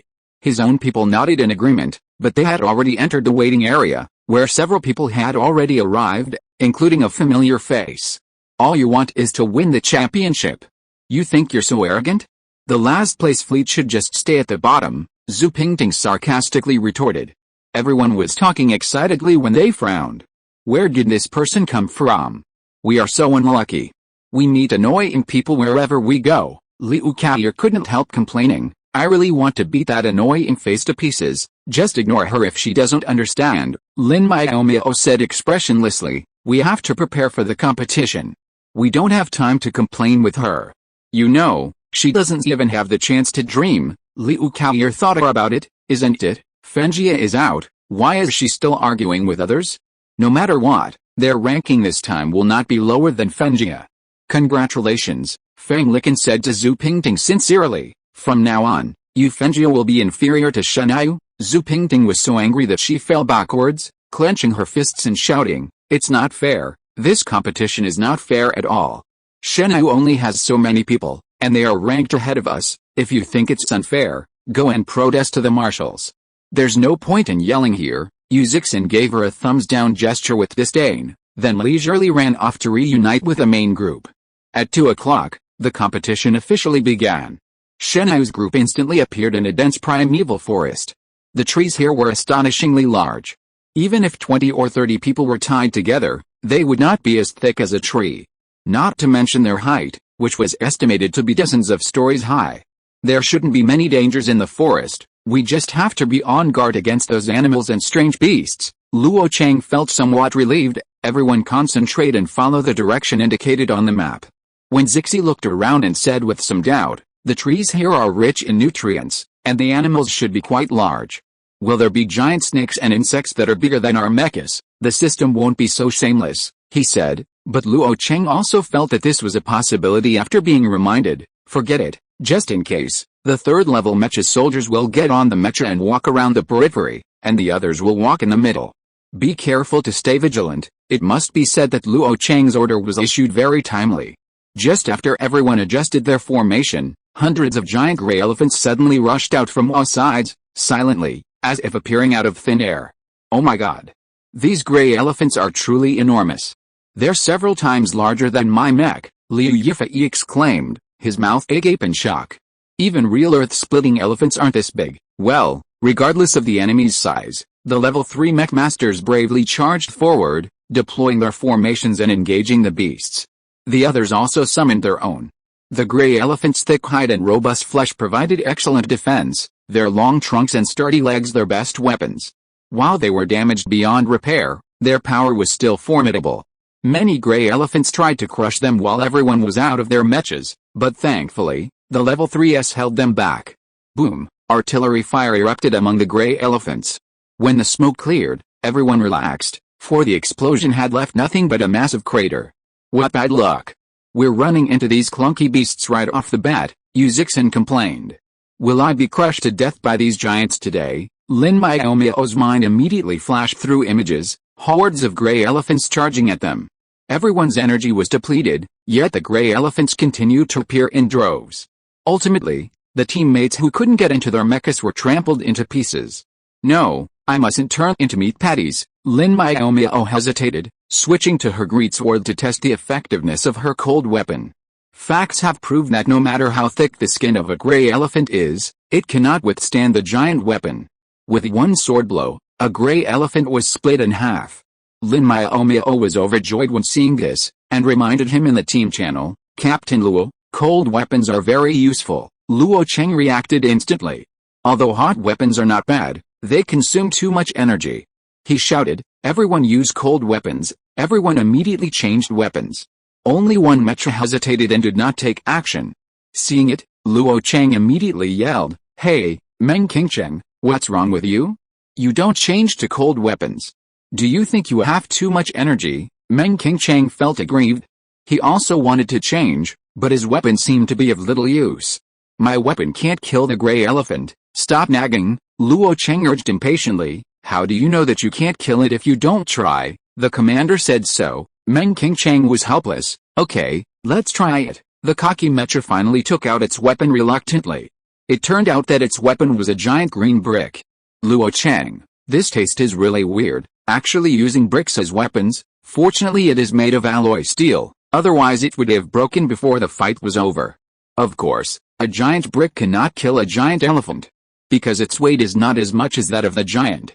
Meng Qingcheng got depressed after hitting it a few times. Otherwise I'd better use hot weapons. Hit them on the head, Lin Miaomiao blurted out. If you knock them unconscious, everyone will help you finish them off. The moving gray elephants are not easy to chop. Although they are huge, their speed is very fast. Lin Miaomiao chopped for a long time and only killed 3 of them, 2 of which were seriously injured by his teammates. Chapter 388 Team Competition. Bricks hitting the heads were a good option. Meng Qingcheng accepted Lin Miaomiao's suggestion and began smashing them against the gray elephant's massive heads. The massive bricks only caused sharp pain on the gray elephant's bodies, but hitting the heads would knock them unconscious. It only took a few hits for Meng Qingcheng to get the hang of it. Excitedly, he commanded his mech to wield the bricks, quickly knocking out a large number of them. Seeing this, Lin Miaomiao stopped chasing the gray elephants that were scurrying around them. She followed the bricks, striking each one unconscious with a strike. Soon, the gray elephants were completely decimated, and everyone continued on their way. This time, Luo Cheng didn't let them dismount from the mechas. Even the primeval forest held its own dangers, as this one was a magnified version of the original forest. The rest of the journey brought them encounters with swarms of giant snakes, wild boars, vultures, and other animals, all of which were magnified dozens of times. However, with bricks in hand, they quickly dispatched the beasts. We're almost there shouldn't be any more monsters, right? Liu Kaier complained, pouting. Killing monsters all the time is boring, and those mutated beasts are so ugly. I'd rather have a fight with Washuang soon, so I can die a heroic death. Don't worry, your wish will come true soon, Lin Miaomiao replied with a stone face. You can be the first to die a heroic death later, Liu Kaier. He promised to be lifelong friends, and now he's cursing her like that. How can we still have fun? No matter how much resentment Liu Kaier harbored, their destination was approaching, and the monster army hadn't appeared again. They rushed into the heart of the primeval forest, prepared to sacrifice themselves, and the first one in front was swallowed whole. Lin Miaomiao fell silent. She didn't know how to describe the scene before her. Large, bright red flowers bared their teeth at them. Some of them kept their mouths shut, having swallowed a mecha alive and dared not open them. Watching the petals twist and change, it was easy to imagine the mecha struggling. Even the giant piranha plant was brought out and placed at the end point. What kind of bottom line does the military have when designing maps? So, our next mission is to defeat the piranha plant and rescue the little princess and prince trapped inside, Luo Cheng complained helplessly in the team channel. The surviving team members were speechless with shock. Luo Cheng's response was a chorus of desperate cries for help. Captain Luo, help! My mech is being corroded by the sap from the piranha plants. If you don't save me, I'll be held responsible if I'm disfigured. It's so dark and scary. Why is it so stinky inside the piranha plants? There's all sorts of mess. I don't like being here. Captain Luo, please let me stay with you. So our guesses about how we'll die were all wrong? Turns out I'm going to be digested by the piranha plants in the end. That's such a thrill. Lin Miaomiao, finally coming to her senses, asked awkwardly, should we save them? How? Luo Cheng smiled bitterly. There were thousands of piranha plants here. To save them, they would have to slay them all. They didn't have the energy or time to waste time here. Damn it. Who came up with this? When Zixi cursed. Even if it was a virtual match, knowing their teammates would die here wouldn't be a problem. But it was unbearable for them to abandon the trapped team members. So, now they had only 2 options, rescue them, even if it meant sacrificing all their energy and time, or leave, abandon their teammates, and fight the Washuang fleet, ultimately sacrificing themselves. Everyone was torn between these 2 choices. Their minds told them to leave, but their emotions refused to give up. Even if it's fake, I won't abandon them, Baijin whispered. After the initial panic, the trapped people calmed down. Some of them scoffed at Baijin's words, are you stupid? We're not really dead. I'll still be alive and kicking once I leave this map. You guys leave now. Don't let the Washuang people think we Shen you are cowards. Yeah, we'd rather lose the battle than the people. You guys leave now, Liu Kaoyer howled. Leave us alone. We'll die with honor. Lin Miaomiao was speechless. How could this guy have such a knack for comedy? He didn't even think about how he died, yet he could even claim it as a glorious death. It was truly impressive. No, she couldn't let it go so easily. They'd agreed that she'd be the first to die at the hands of the Washuang fleet. A heroic sacrifice, or something, meant dying in front of the enemy. Let's save them, Lin Miaomiao suggested solemnly. We're from the same fleet. We should uphold the principle of not abandoning or giving up on any of our teammates in the face of danger. Everyone was moved. That's right, that's the way it should be. The track team members were also touched. The little cook is so kind-hearted. Lin Miaomiao's face flushed. Such compliments were truly embarrassing, but it didn't matter if they were praised a bit more. Luo Chang finally made his decision. Alright, let's rescue them first. We can't abandon our teammates. Let's go, Kaoyer. I'm here to save you, Lin Miaomiao said, already charging into the crowd of carnivorous plants, fiercely slashing at the bright red blossoms with her mighty sword. That's truly a brutal act, Wen Zixi sighed, shaking his head, and rushed in with his sword in hand. The group rushed into the swarm of lurid plants and began to ruthlessly destroy them. After a while, they realized that the plants survived entirely on their rhizomes. If the rhizomes were cut, they would lose their vitality. Some focused on chopping the rhizomes, while others focused on slicing open the massive flower heads to check for any teammates inside. The thousands of lurplants looked numerous, but the actual chopping process was swift. In less than half an hour, the ground was littered with fallen petals and leaves.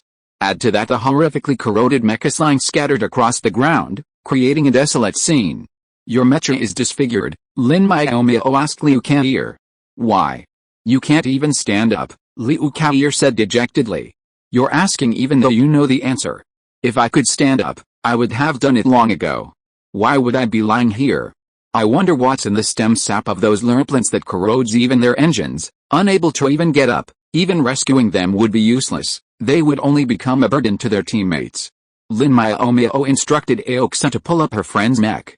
Don't worry, I'm here to get you to the battlefield. The others followed suit, also pulling up their immobilized mechas. Although their energy levels were nearly depleted, they were delighted to have saved their companions. The Washuang mech pilots, who had waited at the finish line for half a day, finally met their opponents. They were in a miserable state, some wounded, some disabled, and some even lacked the energy to operate their mechas upon arrival. The Washuang team felt ashamed.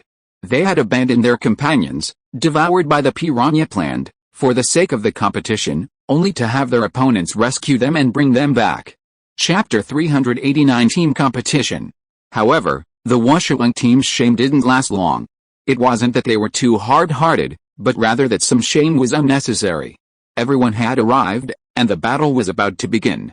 Both sides took their positions, and the Washuang team even waited a few minutes longer, giving the Shenyu team time to release their immobilized teammates. Miaomiao, let me go, Liu Kaoyer said. I can't interfere with your battle. I'll just wait to die. Lin Miaomiao didn't listen. How can that be? Have you forgotten what I said just now? I remember, never abandon or give up on any teammate, Liu Kaoyer sighed. That sentence is so touching. I never thought you were so noble. Wrong, that's not it, Lin Miaomiao said coldly. I meant that you can be the first to sacrifice a heroic death. After giving her the hint, Lin Miaomiao didn't give her friends a chance to react. She simply instructed Aoxa to swing her arm and throw the mecha, which was holding the phone, into the Washuang mecha group. Ah, Liu Kaoyer screamed. Lin Miaomiao, you rascal. I was so touched, and then nothing happened. Liu Kaoyer became the first to die a heroic death, slain by the Washuang horde. What an honor. Lin Miaomiao spoke mournfully, we are the closest of teammates. We train and play together. We don't ask to be born on the same day, but we do ask to die on the same day. So, Kaoyer, rest assured and go ahead, team member Shenyu. So, the emotion I felt just now was all just empty talk?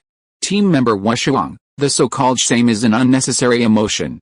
At least they wouldn't rescue their teammates and throw them into the enemy's guns. Perhaps people tend to follow the crowd. When someone takes the lead, Others follow. The remaining members of Shen Yu commanded their mechas to throw their teammates out.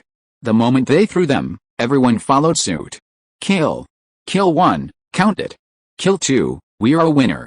Even if we lose, we can't let them have it easy, Liu Yifei howled, charging at the level 5 mech masters led by Wuxiang. Brothers and sisters, come on. Avenge our murder teammates, Lin Miaomiao shouted, her voice rising.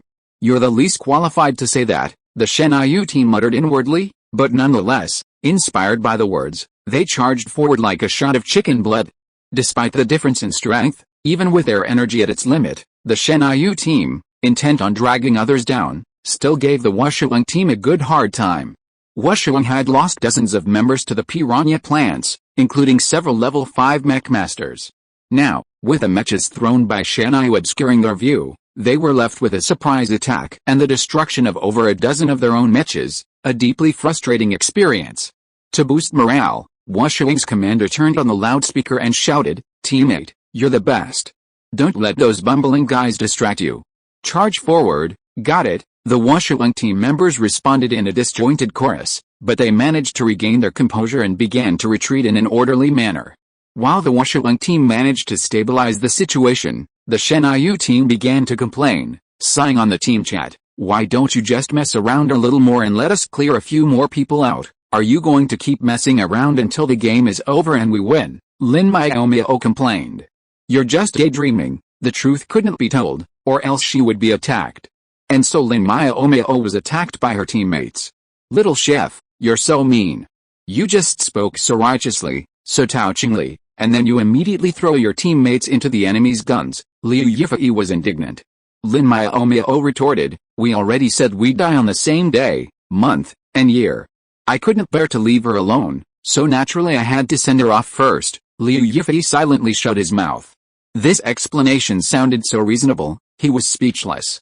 "You're just quibbling," Wen Zixi said, feeling somewhat guilty. "They'll definitely come after us when we get out. It's a virtual platform, so a few punches won't be a big deal," Lin Miaomiao said flatly. "Besides, I didn't ask you to do the same. Captain Wen, if you did it, don't try to shift the blame onto me." Wen Zixi was at a loss for words. He'd really done it himself. He didn't know what had happened. He'd seen the little cook throw her mech and followed suit. Only after she'd thrown her teammate did he realize something was wrong and wanted to chase her back, but seeing his frantic opponent, he changed his mind and went ahead and attacked. Well, it was just an uncontrollable instinct. He didn't want to, but he couldn't control his actions. "Shut up," Luo Cheng raged. "Do you remember what you're doing? Of course we're competing," they all replied in unison. Their righteous words were so strong that Luo Cheng swallowed his words, finally saying dryly, "Forget it, just have fun." The melee had begun and ended quickly. Shen Yu had indeed lost, but Wuxiang's victory hadn't been easy either. By the end, only 32 men were left alive. It was a defeat for them, and even a victory wouldn't have been much to celebrate. The Shen Yu team didn't care what the Wuxiang team members thought. They were fighting among themselves, and all the team members who had been rescued and thrown into the enemy's guns erupted. "Screw your die in the same year, month and day swearing, die before me now, Lin Miaomiao, don't run away. Let's have a fair fight," Liu Kaoyer shouted. "Today it's either you or me, are you stupid? Why don't you run? You're going to hit me," Lin Miaomiao complained as she ran. "Everyone calm down.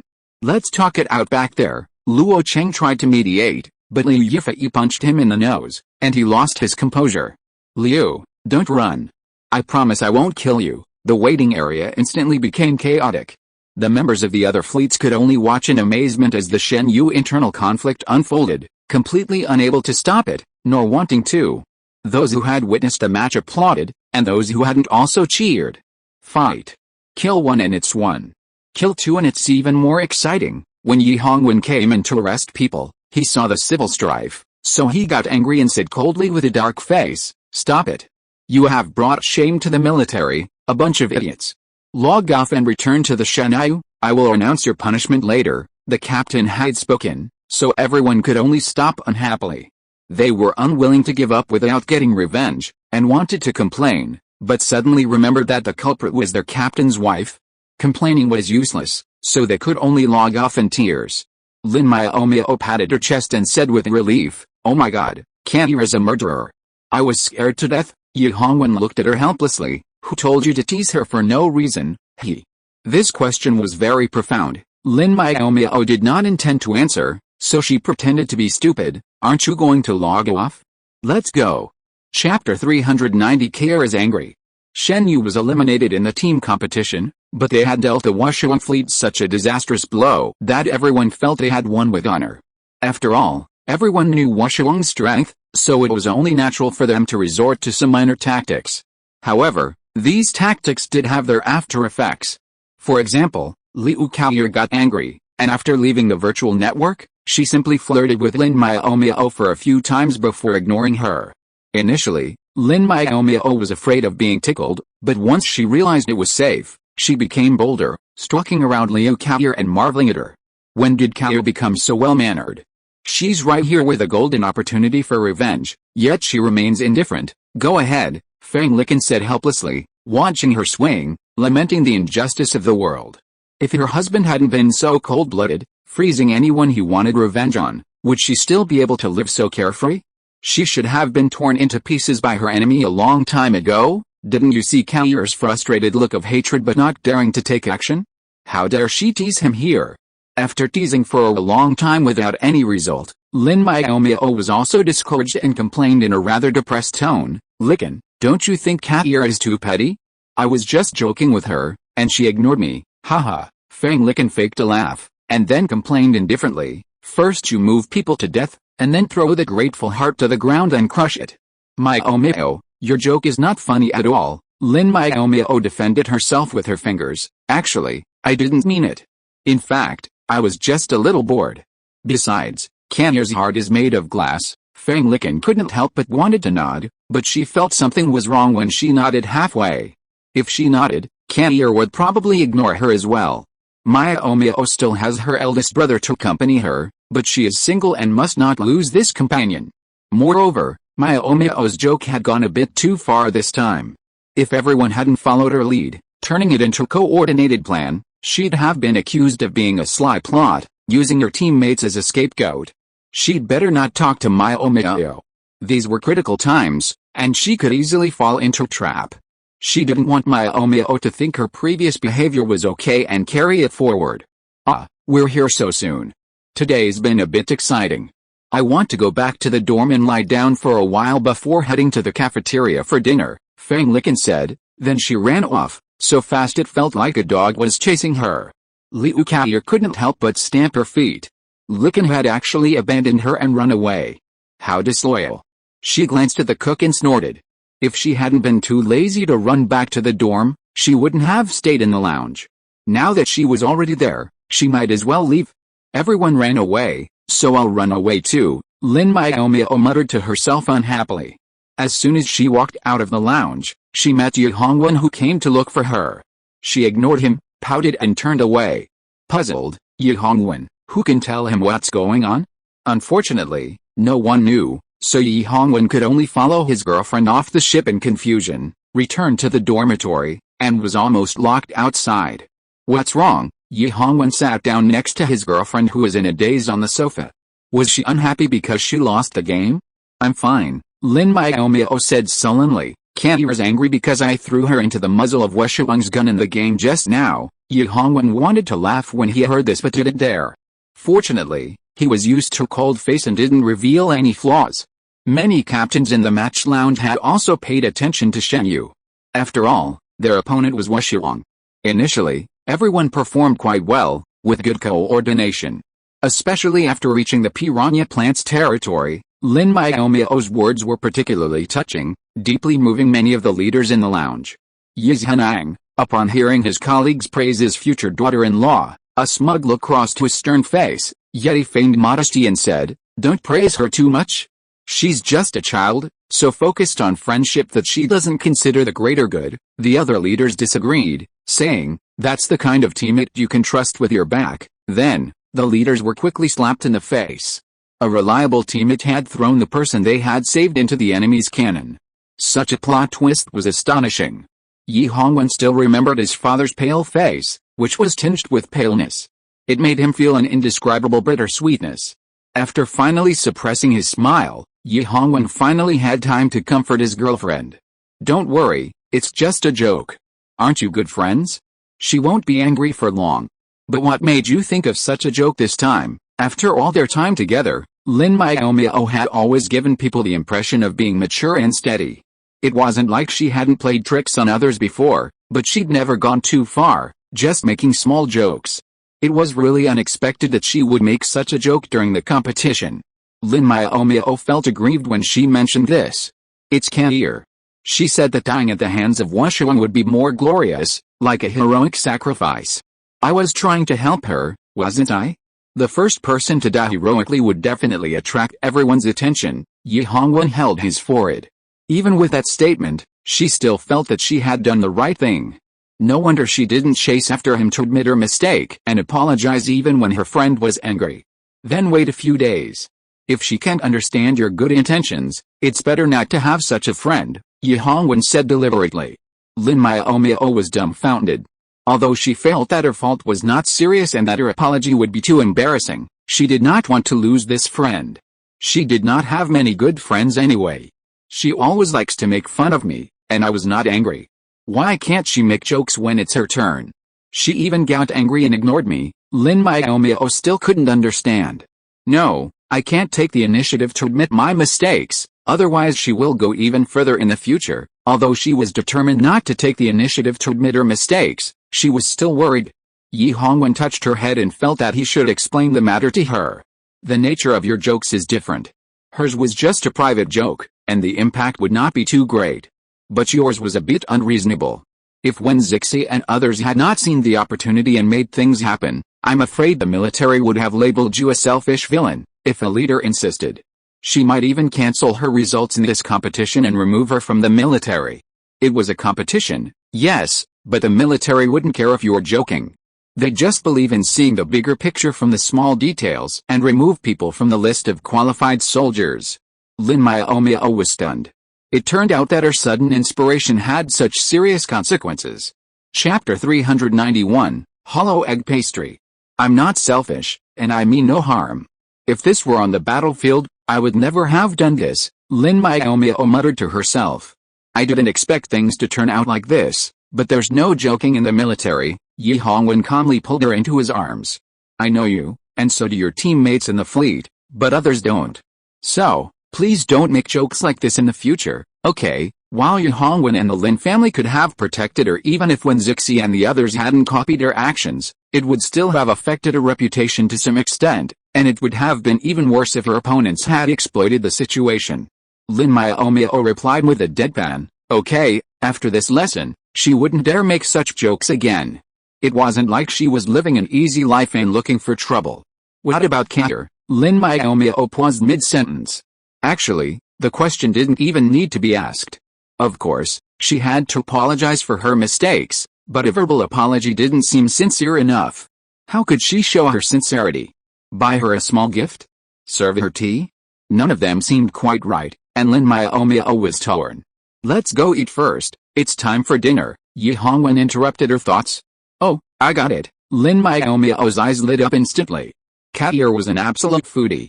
If he wanted to apologize, making her something delicious to bribe her would be the best way.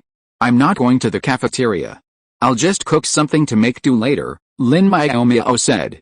I'm going to make Kair something delicious and take it to apologize to her. Yi Hongwen raised an eyebrow. He had figured out a solution so quickly. It seemed that his worries were in vain. So he asked bluntly, I'm not going to the cafeteria to eat either. Cook something for me while you're at it. Lin Miaomiao didn't refuse. Cooking for one person was about the same as cooking for two, and it wouldn't take much more effort. Having made up her mind, she couldn't sit still any longer. She got up and hurried into the kitchen to boil water to make a pot of dumplings for dinner. While waiting for the water to boil, she started thinking about what to make to apologize. Liu Kair wasn't particularly picky, she'd accept anything delicious. Although she often talked about cutting out snacks to lose weight, she feared she couldn't quit for a while, so she could completely ignore that fact. Ultimately, she decided to bake some cookies, a good way to fill her stomach when she was hungry and a good snack when she wanted one. Lin Miaomiao immediately began preparing the ingredients. She liked a type of hollow egg biscuit, which wasn't complicated to make, so she could make a few extra for a snack. Of course, even though it was an apology gift, she couldn't forget Liken's share. As for Yu Zixin and Zhu Chen, they were both grown men and probably didn't like snacks. After preparing the ingredients and boiling the water on the energy stove, she put the dumplings in to cook. The cookies would take a long time to bake, but she wasn't in a rush. It was better to fill her stomach first. "Do you need help?" Yi Hongwen asked at the kitchen door, but he didn't come in. He wasn't familiar with kitchen matters, so he didn't want to just wander in and cause trouble without asking. "No thanks," Lin Miaomiao refused without hesitation. Even if Lolly wasn't around, she didn't need help. "Wait a minute there. The dumplings are almost done. Help carry them out later." After the dumplings came out of the pot, she put them in a large bowl and asked Yi Hongwen to carry them out. She took 2 sets of bowls and chopsticks and followed him out. After dinner and clearing the table, Lin Miaomiao threw herself into baking cookies. Yi Hongwen didn't bother her and went out to discuss things with Gu Qingheng and Luo Chang, the team leaders. Shen Yu's rapid rise from last place this time was bound to cause resentment from some fleets. Today's competition might cause some minor disturbances, and their job was to calm them down. "We're still too few people," Yi Hongwen muttered to himself. If he had someone on hand, could take on a few major missions, and successfully complete them, who would dare to say anything? "We must recruit more people this year. With a higher ranking and more personnel, military spending would also increase, so there wouldn't be any worries about not being able to support so many people."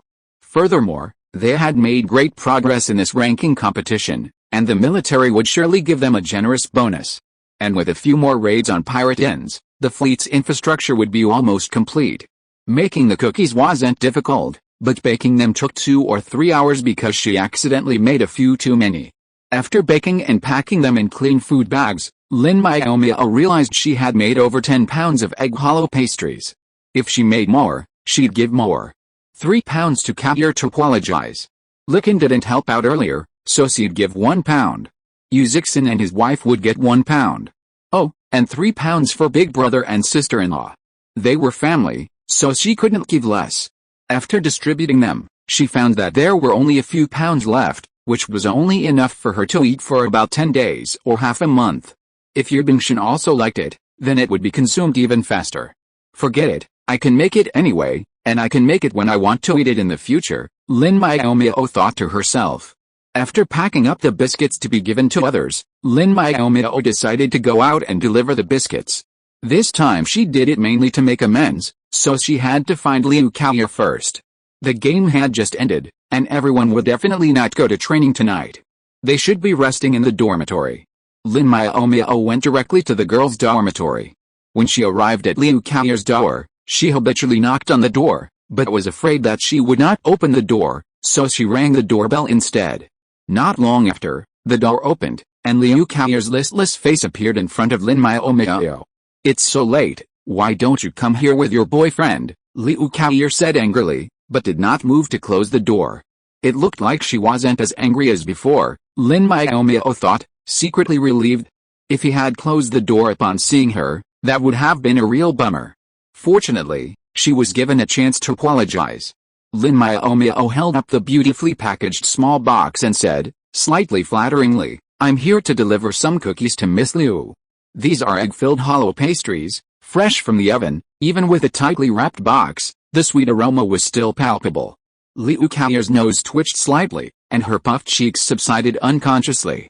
"If you're being nice to someone without any reason, they're either a traitor or a thief," Liu Kaoya said, trying to suppress her eager hand and raising her chin. "Tell me, what's your purpose? Let's go inside and talk. We don't have many cookies left, and I'm afraid someone will come and steal them," Lin Miaomiao lied calmly. Liu Kaoya refused, but the aroma of the cookies was so alluring that her body automatically made a choice and made way for her. By the time she realized what she had done, the person had already walked in and the cookies had been taken. It seemed too late to regret it. Liu Kaoya simply broke the jar and opened the package on the spot, grabbed the cookies and started eating. As soon as the cookies entered her mouth, Liu Kaoya's eyes lit up. They were crispy, sweet but not greasy. They were much better than the hollow egg cookies she bought on Star Online.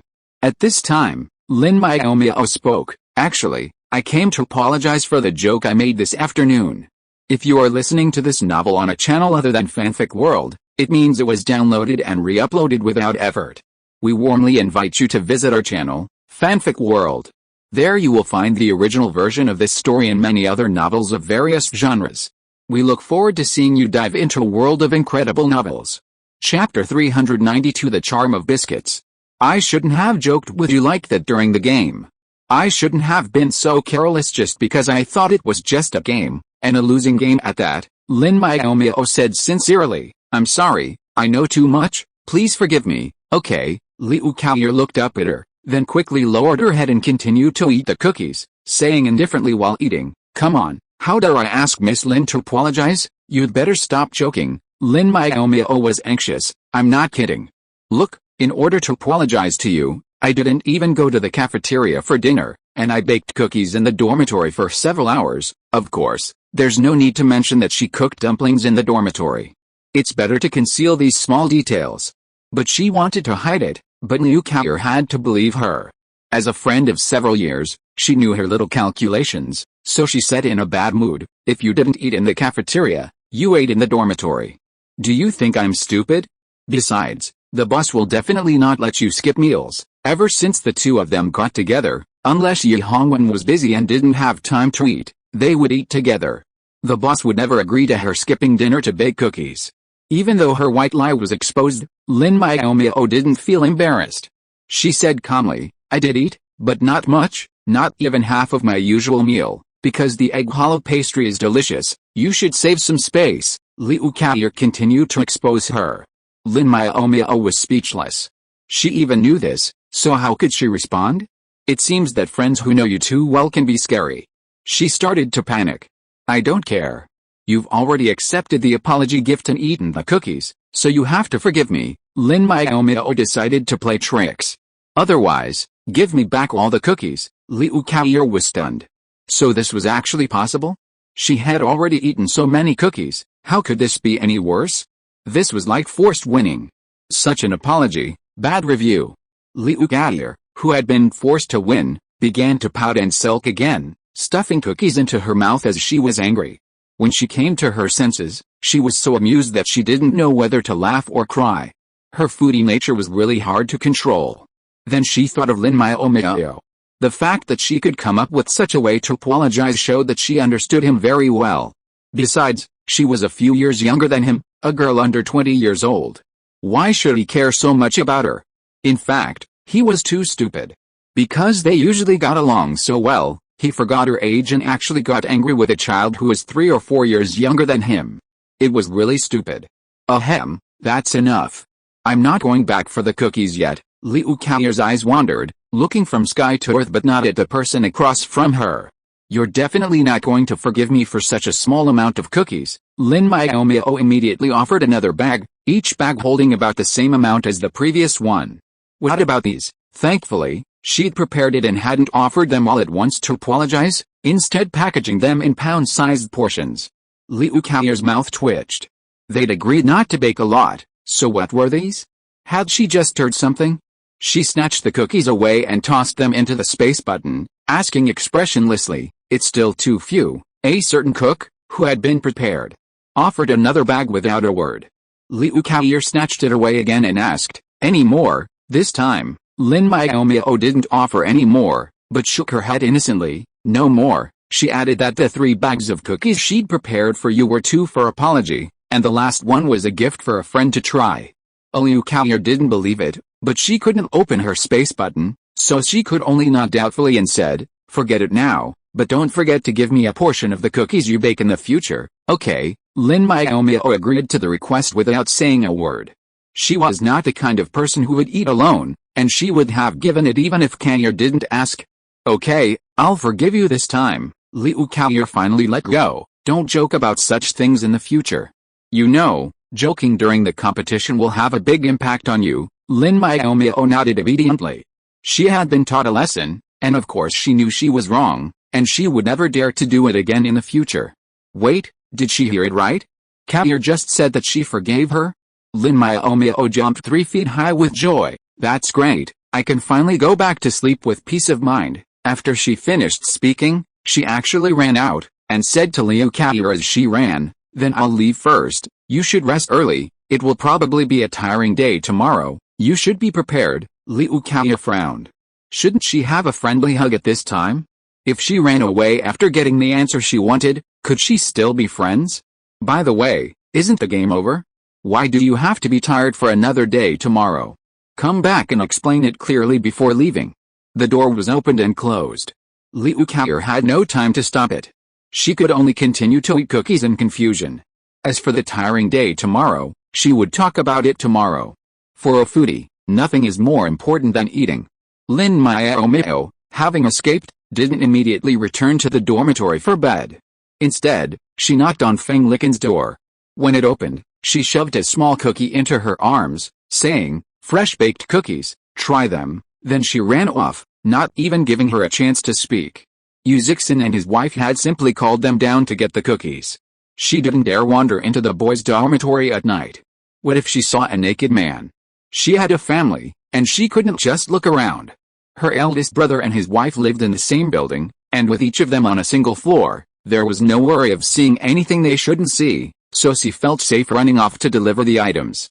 Seeing her eldest brother, clad in only a towel and looking grim, she realized something important. It was late, and time for bed. She might have intruded on his pleasure, but she hadn't meant to. "What are you doing here so late at night?" Lin Xianhao's face was filled with discontent. If it hadn't been his sister standing outside, he'd have probably hit them. Lin Miaomiao handed over 3 bags of biscuits and said dryly, "These are for my sister-in-law. They're freshly baked." Lin Xianhao glared at the packets of biscuits. "Just for this?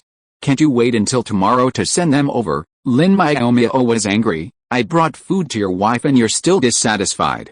Then I'll take it back." "What do you want to take back?" Ren Jiao came out barefoot, her mouth and cheeks flushed. And she was casually wearing a long-sleeved nightgown. "It's egg hollow pastry. I just baked it and wanted to give it to you, my sister-in-law." Lin Miaomiao immediately held up the biscuits to complain, "But my brother disliked me for coming at the wrong time and asked me to take it back." Lin Xianhao was anxious. "I didn't." He didn't have the chance to explain, because Ren Jiao said with a sullen face, "I'm going to sleep at Miaomiao's place tonight. You can have fun by yourself." He pushed her into the room, closed the door, and then calmly took the biscuits and said to his sister-in-law, "Let's go." Chapter 393 Collective Punishment. For a few bags of cookies, Ren Jiao resolutely decided to abandon her fiancé and go with her sister-in-law. Lin Xianhao was heartbroken, but it was useless. He couldn't bring his determined fiancé back. "Sister-in-law, this isn't very nice," Lin Miaomiao said, feeling a bit guilty. She'd just said it casually. "There's nothing wrong with it, unless you feel bad for your big brother." Ren Jiao squinted at her. "He knows I like snacks, and you dared to refuse them? You're simply disrespecting me. You definitely need a good lesson." Unable to provoke her fiery sister-in-law, she decided not to reveal the truth and took her back to her own dorm. After all, she had a guest room there, so she didn't have to worry about being short of space. Once inside, Yi Hongwen, who was waiting for her on the sofa in his bathrobe, stood up. "Did you just get back from Liu Kaier's?" Seeing Ren Jiao follow him in, his brows furrowed. She wasn't going back to bed in the middle of the night, only to be a third wheel. Ren Jiao felt a little regretful. How could she have forgotten there was an air conditioner here? She'd come all this way and frozen. It was difficult to return to her old dorm in her pajamas, so she shamelessly stayed. The next morning, Ren Jiao left before dawn. Yi Hongwen had no plans to take the participating team to the competition today. After losing such a large number of people yesterday, it was best to reflect on the situation at the base. As for the method of reflection, it was to manually clean the base. Gu Qingheng was the supervisor of this cleaning. He was also the one who assigned the tasks and was responsible for checking the completion after the cleaning. If he felt it was not clean enough, he had to continue cleaning. The team members who received the punishment notice were stunned. How long would it take to manually clean such a large base? "Boss, please forgive me." The team members who were not participating ran out to watch the fun, their frustration over not being able to participate in the competition gone. They didn't even want to go to training, just hanging around behind the teammates who were punished to sweep the floor. Supervisor Gu couldn't stand it any longer. "Since you don't want to train, Why don't you just join in the sweeping, share the good times and share the bad times, he said. The base's ranking has improved, and the members who didn't participate in the competition have benefited too. So, you should help those who worked so hard to compete. The members who were just watching refused, but the captain had given the order, so no matter how reluctant they were, they had to join in the sweeping. I should have stopped watching, someone sighed, waving their brooms, stirring up clouds of dust. Zhang Keek blinked and pleaded, Captain Gu, please assign me to the area my goddess cleans. I'll work with her. Gu Qingheng raised an eyebrow. Who's your goddess? The little cook? Everyone answered in unison. This girl was incredibly lively and a bit of a chatterbox. Everyone who knew her knew she had a goddess because she constantly talked about her goddess's heroic deeds, like how she insisted on saving her teammates yesterday out of kindness, and how she threw them into the enemy's guns out of a painful act for the greater good. In short, this goddess is majestic and powerful yet pure and kind. Everything she does is good, and even when she does something bad, it's always because she's forced to do it, or because she has good intentions. It's her, Gu Qingheng said, somewhat surprised. Then go ahead. She's cleaning the mental training grounds. Yi Hongwen had selfish motives in giving the supervisor position to his old rival. The culprit must be punished, but he couldn't bear to impose a heavy penalty, so he pushed Gu Qingheng forward. As a former admirer, he was sure to show some leniency to the cook. And just as he expected, Gu Qingheng assigned Lin Miaomiao indoor cleaning duties, areas that were cleaned daily by robots, requiring only a few simple gestures to clean them. Outdoors, especially those filled with trees, are likely to see a few dead leaves fall from the trees just after they've been cleaned. While dead leaves aren't plentiful in winter, the sheer number of trees in the base is significant. Therefore, cleaning the outside is the real chore, and cleaning the inside is the easy job. In order to prevent everyone from accusing him of partiality, Gu Qingheng assigned all the indoor chores to the female team members, under the pretext that male team members should behave like gentlemen and take care of the female team members. When Zhang Qi came to the mental training room to look for someone, Lin Miaomiao had already finished cleaning the 3rd floor and was cleaning the 4th floor. She swept very seriously, but after sweeping for most of the day, there was no garbage, not even dust. She was very happy to hear that Zhang Qi was here to accompany her to clean. It's so boring to clean alone. It's best that you come to accompany me. Yeah, of course it's boring to be alone. Zhang Qi was also very happy, and gave Gu Qingheng a good guy card on the spot. I said I wanted to accompany you, and Deputy Captain Gu agreed immediately. He is such a nice guy. Lin Miaomiao nodded in agreement. He is a nice guy, otherwise I wouldn't make friends with him. Hey, you are still friends? Zhang Qi widened her eyes in surprise. Wasn't Deputy Captain Gu's confession rejected? How could the two of them still be friends? And wouldn't the boss be unhappy? Of course we're friends, Lin Miaomiao said matter-of-factly. He was just joking with me last time, but you took it seriously.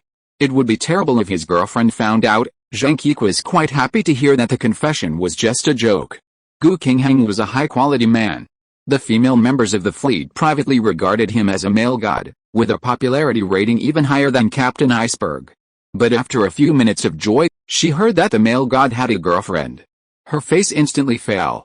This result was worse than being obsessed with her goddess. Cleaning with 2 people was much faster than cleaning alone. It didn't take long for the whole building to be cleaned. It wasn't that cleaning with more people was more motivated or anything, but that the 2 of them had more fun chatting. They could just scratch the surface while doing the work and call it a day. It wasn't dirty anyway. Before 11 o'clock in the morning, the mental training building was cleaned. Lin Miaomiao sent a message to Gu Qingheng, notifying him to come for an inspection. He did show up, but it was just a formality. Okay, you guys are pretty fast and cleaned up very well, you can go back and have a rest, Gu Qingheng said pretentiously, turning around to continue to be the supervisor, but after taking a few steps, he seemed to remember something and turned back and said, don't go around watching the fun after you finish your work, otherwise other people will have no time to pay attention to the punishment. Gu Qingheng came and left quickly, like a gust of wind. Lin Miaomiao and the others had no chance to talk at all. They could only smile silly and wave at his back. A male god is a male god. He speaks and acts in such style. Zhang Qi sighed with some infatuation. Lin Miaomiao was embarrassed. Is he your male god now? Not just mine. He's the male god of most of the female teammates in the fleet. Zhang Qi defended herself. Since he was transferred to the fleet, then what about my Yi Hongwen? Why doesn't anyone call him male god? Lin Miaomiao asked curiously. Zhang Qi curled her lips. Of course he has. Doesn't Shang Ruin regard him as her male god? But the boss is an iceberg. Everyone was frozen by him. After Deputy Captain Gu came, everyone was healed, and they found new loves. Lin Miaomiao. Is it really okay to use the term find a new love like this? Chapter 394, Gu Nanshan or Gu Hixin. Although the supervisor said their work was done, his words before leaving reminded them that returning to the dorm now would be too conspicuous, lest anyone point fingers. So they settled down to chat, naturally, about gossip about Gu. Zhang Qi was very interested in Gu's girlfriend and pestered Lin Miaomiao to find out more about her. Unfortunately, she and Xiaoran had only known each other online, so she didn't know much. She could only offer dry refrains about her beauty and her distinct nature. Lin Miaomiao was troubled by Zhang Qi's interest in Gu Qinghen. While idols and gods are often admired, constant attention could lead to other thoughts, especially since he already had a girlfriend. After some thought, Lin Miaomiao emphasized Xiaoran's infatuation. Despite her frail health, she had been following her beloved since childhood, finally getting his approval, and now they were in a happy relationship. She's finally getting her wish, Zhang Qi sighed. She certainly wouldn't have been able to endure decades of relentless pursuit. Yet, Lin Miaomiao felt sympathetic. She couldn't hold on either. It wasn't because it took too long, but because in the process of pursuit, the active party is always prone to being wronged. When she thought of the grievances that the original owner and she had suffered in those years, she felt that Jie Bingshan had gotten away with it. How could she compromise so easily? The chat lasted until lunchtime, and the two went to the cafeteria to eat together.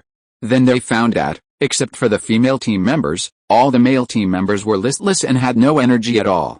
This contrast was even more obvious during the meal.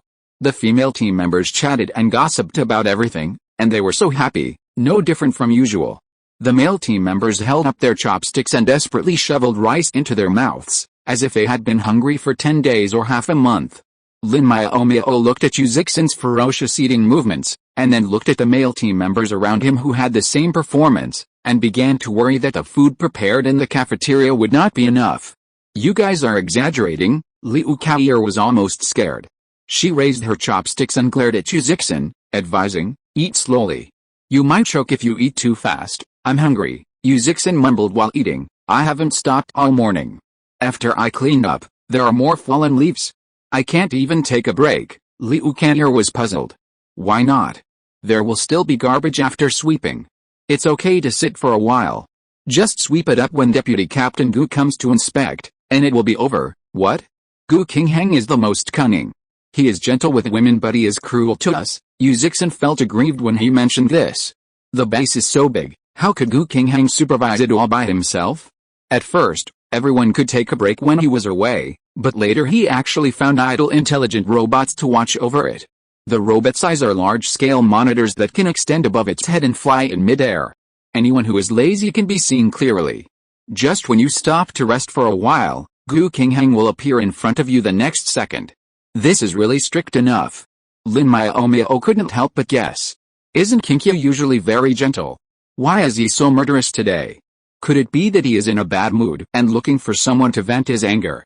And today's punishment has hied him in the right direction. Just bear with it, Zhang Qi looked at him sympathetically. Maybe the male god is in a bad mood. It will be fine after he vents. What a miserable life. I have to continue sweeping later, and I don't know when it will end, Yu Zixin lamented. Why should he bear these things that he shouldn't bear if he can just vent his anger on the culprit? Zhu Chen ate very elegantly but not slowly at all.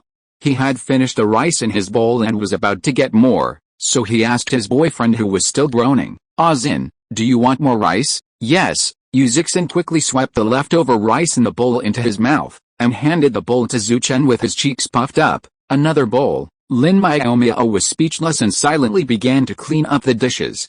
She had to check how much rice was left. If it was too little, she would have to ask Lolly and the others to cook more, and by the way, tell them to cook an extra pot of rice in the evening.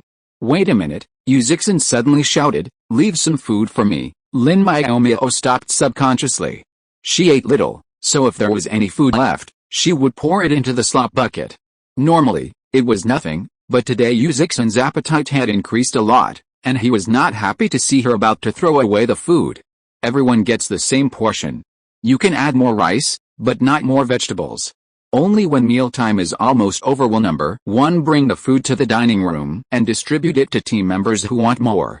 Zixin's food is almost gone, and to avoid having to eat white rice, he even refuses to let go of the little vegetables left by Lin Miaomiao. Zixin, you're exaggerating, Liu Kaoye rolled her eyes. I still have some here. Do you want some for you? Yes, Zixin reached out without hesitation and brought the food in front of him. It just so happens that we're running low. Under normal circumstances, Master Yu would have disdained these leftovers, but now, he was happy to have something to eat. How could he be picky? After all, the food was packed separately, so even if there was leftovers, it wouldn't be dirty, and he didn't mind. Tisk, Kinky really went all out this time. They actually managed to tire you out like this. Lin Miaomiao couldn't help but shake her head. Zhu Chen, who had gone to get rice, came back. Both bowls were not full. He sat down and handed the rice to Zixin. Lolita is limiting the amount of rice you can add. She told us to come back later, saying that it's being cooked. Wow, Lolita is amazing. Seeing so many people adding rice, she actually knew to cook more and limit the amount of rice she can add. Zhang Qi's eyes were full of stars. Of course, Zixin took a moment out of his busy schedule to continue. The Lin family has only one treasure like this. We must give her the best equipment. Look at Brother Xian Hao, he's also a member of the Lin family, and he doesn't have a robot bodyguard at all. Don't talk nonsense, Lin Miaomiao argued. Dad said he was given one, but my eldest brother didn't want it and took action to dismantle the robot. Of course he doesn't want it, Zhu Chen said slowly. Uncle Lin gave him a silly, muscular robot bodyguard. Not only does he always hit the wrong people, but he often overdefends. Such a robot is not a qualified bodyguard at all, but a troublemaker. Why keep it if you don't dismantle it? Lin Miaomiao didn't know about this and was speechless for a moment. She could only laugh dryly and changed the subject. Cleaning starts at 2 in the afternoon. Right, you think too much? Zixin poked the food on the bowl angrily. It has to start at 1. Deputy Captain Gu should change his name to Gu Hixin. Zhang Qi was fed up. How could she say that about her idol? My idol Gu is just supervising according to the boss's instructions. You can't blame him if you want. Zixin reacted quickly. You mean, don't you want us to blame the boss? This, Zhang Qi turned her head to glance at her expressionless goddess, and chose to burst into tears with the dinner plate. Chapter 395 Narcissism. After lunch, Lin Miaomiao and Zhang Qi slipped back to the dormitory. By then, aside from them, the other women cleaning the house hadn't completed their tasks. Zhang Qi, upon returning to the dorm, found the entire building impeccably quiet, secretly congratulating herself on her luck. Lin Miaomiao, on the other hand, slept soundly. Upon waking, she felt bored and couldn't go out, so she resorted to browsing the Star Network. Just as she was considering where to browse, she received a text from King at the Star Matchmaker Center. The message said they had compiled a list of high-quality men who met her requirements and were interested in the 2 women she had registered, and asked her to check them out sometime. Lin Miaomiao was delighted. Since I'm bored, I might as well check it out. She had initially thought she was just browsing profiles, but upon entering the Matchmaker Center, she discovered a big surprise. Someone had approached King directly, persistently demanding a meeting with a registered applicant. King naturally refused, but Lin Miaomiao had just received the message and rushed over. King, just agree to it. I just want to meet the person who posted the news and ask her something. I won't do anything bad. Xiao Hao simply ignored the bystanders and begged with all his heart. No, we can't disclose the specific information of the guests at will. It can only be arranged if the other party agrees to meet with you. King apologized but refused firmly.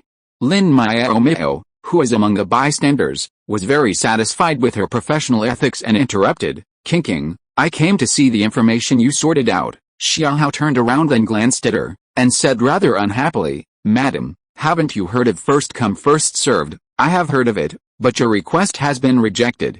I really can't force myself to stand here and listen to your nonsense, Lin Miaomiao said venomously. No one would be happy if you kept asking for a meeting like this. What if you get pestered? I just saw an acquaintance and wanted to know her recent situation. Does this count as pestering? Xiao Hao asked back unconvinced. Lin Miaomiao nodded. Of course it counts. If she really is an acquaintance, how could you not know her current situation? Even if you accidentally lost contact, didn't you take the initiative to look for her? I have looked for her, Xiao Hao said anxiously, but she left too little information. I don't know where to start. Lin Miaomiao's mouth twitched, and he said helplessly, you dare to say she is an acquaintance without knowing her specific information. I'm really curious about your definition of an acquaintance. Xiao Hao retreated and decided to step aside for the time being. King looked at him sympathetically, with a hint of gloating in her eyes. The person he wanted to find was right in front of him, and he was so venomous that he sentenced him to death, but it was a pity that he was still kept in the dark. Ms. Lin, please wait a moment. I will prepare the information for you now, King said very seriously. Okay, then go ahead. Lin Miaomiao nodded in agreement. King retrieved the information very quickly. Not long after, she came over with the required information. Seeing that Xiao Hao had not left yet, she hesitated and asked, do you want to look at the information here, or go back and look at it after receiving it? While speaking, she secretly winked at her, indicating that it was a bit inconvenient for her at the moment.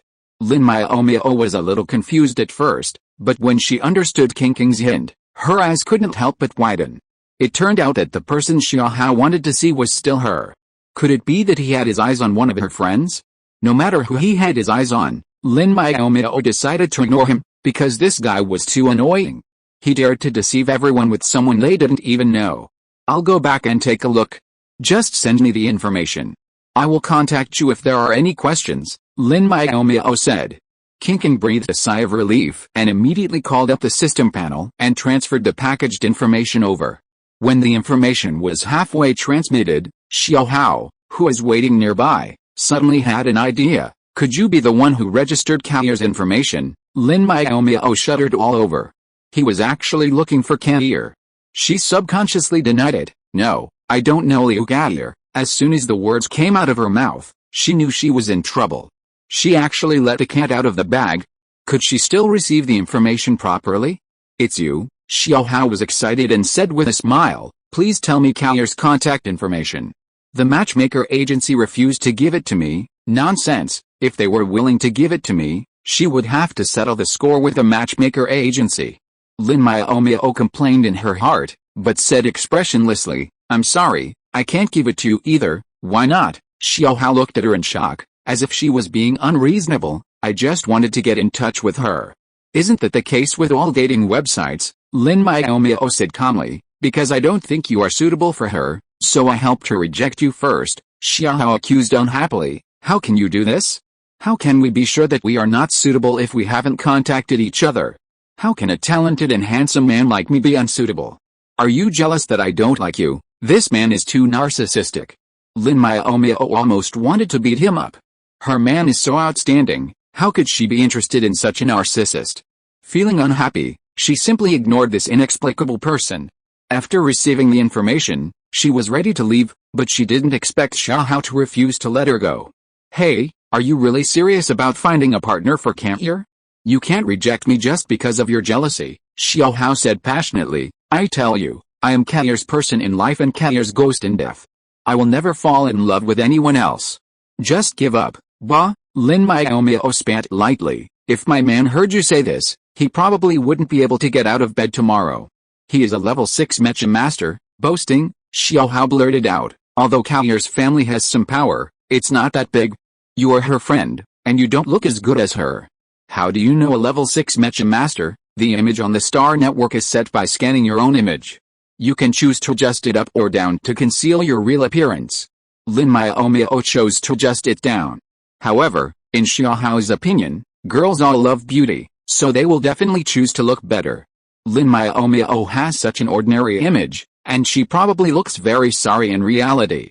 How could a level 6 mecha master be interested in her? Even if there is, he is probably an old man. And the older ones are usually married. Could she be a third party? Thinking of this possibility, Xiao Hao suddenly became serious. His Kair is so innocent and cute, how could she have such a vain friend? After getting her contact information, he must analyze it with her carefully. What bad influence will having a vain friend have on her? Lin Miaomiao didn't know that she was labeled as vain. She found that this narcissist probably really knew Liu Kair, but she didn't know the contact information, so she might have lost contact. After thinking about it, she made a decision. Leave your contact information and name. I will tell Kair after I go offline. If you really know each other, she will take the initiative to find you. Chapter 396 Shen Yu Team Competition Ranking. After logging off and seeing it was still early, Lin Miaomiao decided to go to the cafeteria for a stroll. Everyone had worked hard today, but she, the culprit, had been lazy. Feeling guilty, she decided to give everyone a snack. The reason for the snack was, of course, to celebrate the end of the competition and Xia Chenyu's escape from last place. Entering the kitchen, the little girls were busy washing and cutting. With no danger in the base, the little girls surprisingly felt bored. Aside from returning to Lin Miaomiao's dorm after their evening shift at the cafeteria, they spent the rest of their time in the kitchen. Upon meeting her master, Lolly didn't put down her work to greet her as usual. Instead, she simply looked up and smiled. Master Miaomiao, you're here. Even after hearing that adorable Lolly voice 1,000 times, it still made Lin Miaomiao's heart melt. After a moment of inward delight, she asked, Lolly, are all the ingredients for dinner ready? Not yet, Lolly replied, her eyes twinkling. Just got them out, still washing them. Oh, so what have you prepared? Tell me about it. Lin Miaomiao decided to first get to know Lolly's menu. Lolly was planning to make beef stew with potatoes, stir-fried pork with peas, and stir-fried lettuce, and a winter melon and pork rib soup. It was a nutritious combination of meat and vegetables. Lin Miaomiao looked at the already cooked pork ribs and had a second thought.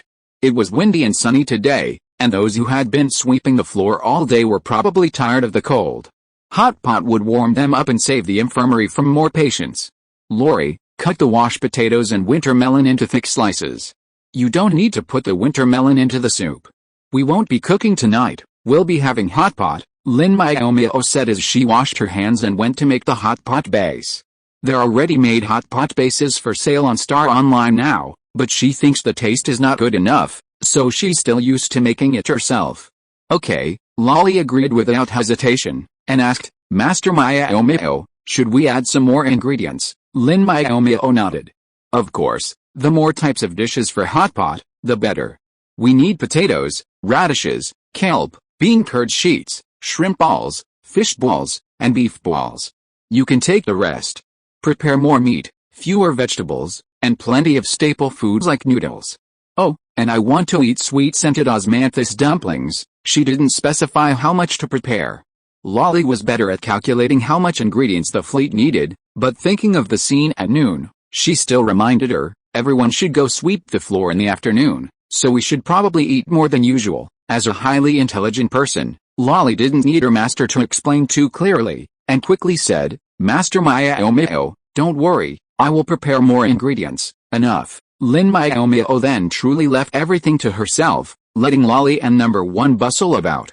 They brewed several pots of pork rib soup for the hot pot base, washed and cut the ingredients, and placed them in bowls. They dug out dozens of double-flavored hot pots from the warehouse. With 250 or 60 people sharing the hot pot, they needed nearly 30 pots alone. Once the pots, pans, and ingredients were all ready, several robots cleared most of the long dining table from the second floor and set up a round table in the open space. The homemade hot pot base was ready, and since it was almost dinner time, Lin Miaomiao had several robots fill the double-flavored pots with soup and ingredients and bring them upstairs to the round table. Once everything was ready, Lin Miaomiao sat by the door, waiting. She had already informed Gu Qinghang about the hot pot dinner, confident that everyone would get the message and rush over by dinner time. The first person to enter the cafeteria was Yi Hongwen, who had gone to the military headquarters to check Shen Yu's ranking in the team competition. His expression remained as cold and detached as usual, but there was an unmistakable smile at the corner of his mouth.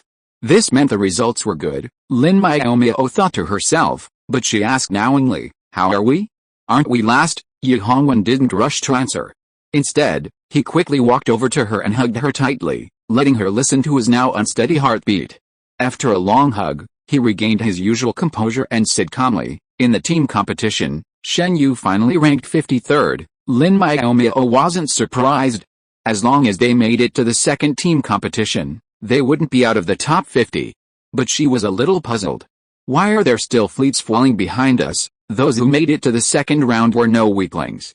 Shen Yu was arguably at the bottom of the table, and with their unfortunate encounter with Shuang, they should have been the first to finish. However, she hadn't anticipated that there's no such thing as the worst luck in the world, only worse. One fleet drew a cosmic map, but before they could deploy their mechas, a black hole devoured most of their crew. Their opponent, however, was last year's third-place finisher. Naturally, they met their end swiftly. Then there was the fleet that encountered Jinghong, whose drawn map was an underwater world filled with level 4 and 5 aquatic creatures. They were repeatedly attacked by mutated great white sharks and giant octopuses. The sharks' maws were enormous, their teeth thick as steel, and some mech pilots were mauled to death. Compared to their experiences, Lin Miaomiao could only say that the giant carnivorous plant was actually quite adorable, at least it gave them a chance to save someone. After Yi Hongwen's excitement subsided, he remembered the news he'd just received and asked, "Why did you think of having hot pot today?" The entire fleet had been punished, yet they were given a bonus dinner. It was like a slap in the face followed by a candy bar. "We're celebrating our excellent 47th place finish in the team competition," Lin Miaomiao replied. "Oh, I remember you were ready before I came back," Yi Hongwen said with a half smile. "Besides, don't you think it would be better to celebrate after the overall rankings are released?" "No," Lin Miaomiao shook her head. "I think today is the best time to eat. Everyone is exhausted and needs to replenish their energy." Yi Hongwen said nothing. The fleet had no shortage of food allowances. Usually, they added a meal every few days, and during the ranking tournament, they added several more meals. Eating hot pot was no big deal. At this time, the punished people began to eat together. Some rushed into the kitchen to express their excitement about eating hot pot to Lin Miaomiao, but when they saw Yi Hongwen, they were stunned and ran away as if they had seen a ghost. "The punishment you gave today has upset everyone," Lin Miaomiao sighed. "Old man, he just ran away without even saying hello," Yi Hongwen said indifferently. "Let them be. This is for the military to see. It will be difficult to explain if we don't make a big deal about it." Lin Miaomiao hesitated when he heard this. "Did the military commander mention what happened in the last competition today?" He said a few words. "I didn't listen carefully," Yi Hongwen said calmly. "Anyway, the result is out, and the matter is over." With the Ren family father and son and Yi Zhenayang around, the others would more or less give them some face. In addition, Yi Hongwen had a good attitude in admitting his mistakes, and he also said in advance that all the contestants would be kept in the base to receive punishment. Those who had objections had to shut up. Chapter 397 Art Performance. For the next 2 days, everyone at Shenyu remained at the base to receive their punishment. They weren't required to sweep the floor every day. At Lin Miaomiao's request, Yi Hongwen changed the punishment to running. They weren't allowed to run on a treadmill, but rather laps around the lake in the freezing wind. After 2 laps, they could rest. Don't even think about skipping laps. After each lap, they had to punch a button on the smart counter next to Gu Qinghen. With smart robots scattered across the lake watching, any shortcuts were impossible. Lin Miaomiao pleaded, but ended up having to share the pain of running laps herself. She wasn't upset, though. This punishment had a lot to do with her in the first place, and even if her boyfriend was so ruthless as to punish her as well, she couldn't complain. The food in the cafeteria was much better, though. Lolita volunteered to add extra food to her meal to nourish her Miaomiao owner. The lake at the base was quite hot, and 200 laps wasn't enough to finish in a morning. She had to eat lunch, rest, and then continue running. Fortunately, the punishment didn't last long, as the cultural performance was about to begin. The results of the team competition were also announced. Jinghong won the championship again as expected, Shuang was still the runner-up, and only the third-place winner Fuxi was replaced by Mengjia. It must be said that Mengjia's captain was also a capable person. Apart from being too selfish and not being able to teach his daughter, his abilities were quite good. Otherwise, Yi Zhenayang would not have ignored his decision to promote his daughter to be the deputy captain. All contestants were able to watch the art performance, but if someone didn't want to go, they wouldn't be forced. Most of Chenyu's contestants were willing to go, and some thought watching the performance was boring and would rather stay in the base for training. Lin Miaomiao didn't want to go either, but she had a part in the chorus, and the program was selected. She had a part on the first day of the 2-day art performance, so she had no choice but to go. The host of the art performance was the male officer named Hu Shun, who hosted the opening ceremony. This time he also brought a named Liu Shuer as his partner. Dear leaders, dear comrades, Good morning, the winter sun is warm and the breeze is blowing. The two hosts began their opening speeches, but Lin Miaomiao was a little absent-minded. She always felt that the name of the female host was somewhat familiar, and even her appearance was somewhat familiar, but she couldn't remember where she had seen her before. What are you thinking about? Yi Hongwen picked up her small hand with his big hand, held it and squeezed it, and then refused to let go. Let go, it will have a bad influence if others see it. Lin Miaomiao's ears were a little red. This guy is really something, he doesn't pay attention to the occasion, it's not in the base. Yi Hongwen glanced around and refused to let go when he saw that no one was paying attention to them. There are so many people, they won't notice it. You haven't told me why you were in a daze just now. People around, what are you talking about? Don't you know how hard we are pretending? It's so conspicuous, how could they not see it? Lin Miaomiao shook her head. It's nothing. I just feel their lines don't match reality. There's no sun today, and the wind is biting cold. Oh. Just listen to those cliches. Don't take them seriously, Yi Hongwen said casually, then talked about the fleet's program. There are 5. 3 will be performed today. Your chorus will be in the afternoon. What are the other 2? Lin Miaomiao asked curiously, having not even downloaded the program list. Yi Hongwen didn't remember it exactly, but had a vague idea. It's a skit and a classical dance. Lin Miaomiao thought about it. She had some impression of the classical dance, which was performed by several attractive female team members. As for the skit, she didn't know which one it was. There had been a few skits during rehearsal. The host finished his speech, and the first act took the stage, Jing Hong's song and dance to Dear Federation, performed by a group of attractive young men and women. The song was a lyrical one, praising the beauty and stability of the Federation. The melody was quite beautiful, and Lin Miaomiao didn't pay much attention to it at first. But Yi Hongwen casually said, this song was written by Ren Changning himself, both the lyrics and the music. What? He wrote it himself. Lin Miaomiao couldn't believe her ears.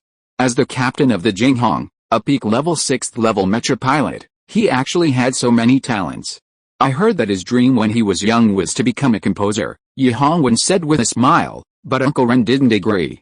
He beat him to death and threw him into the 2nd Military Academy on Shaoyin Star with a stick. The 2nd Military Academy on Shaoyin Star actually had a very strong faculty, and logically speaking, it shouldn't have been ranked 2nd.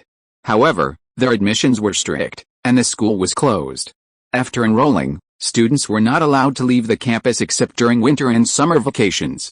This prevented many outstanding students from going, and only those who were mischievous or precociously self-disciplined would apply.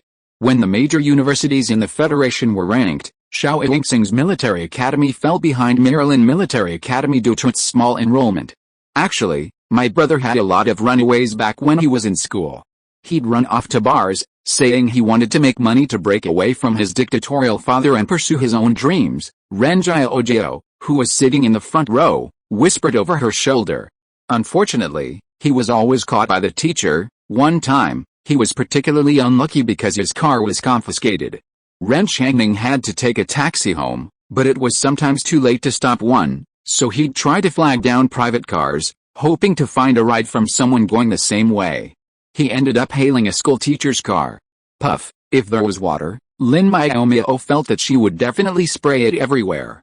The brother of sister-in-law was too lucky, then he took a free ride. Yes, Ren Jiaojio nodded, and added, but he paid another price. He was fined to run 100,000 meters and finish it within 3 hours, otherwise he would be locked up in a small dark room. Lin Miaomiao was silent. She didn't expect that such a serious and steady brother Ren would have such a second-year period. However, sister-in-law, is it really okay for you to reveal your brother's secret like this? There are people around who don't lie and are eavesdropping. After the song and dance, there was a solo. The song was called Beautiful Life in the Fleet. This time it was a celebration of the wonderful life in the fleet, but Lin Miaomiao always felt it was weird because the singer was from Fangia, and it was her old rival Zhu Pingting. She's not crazy, is she?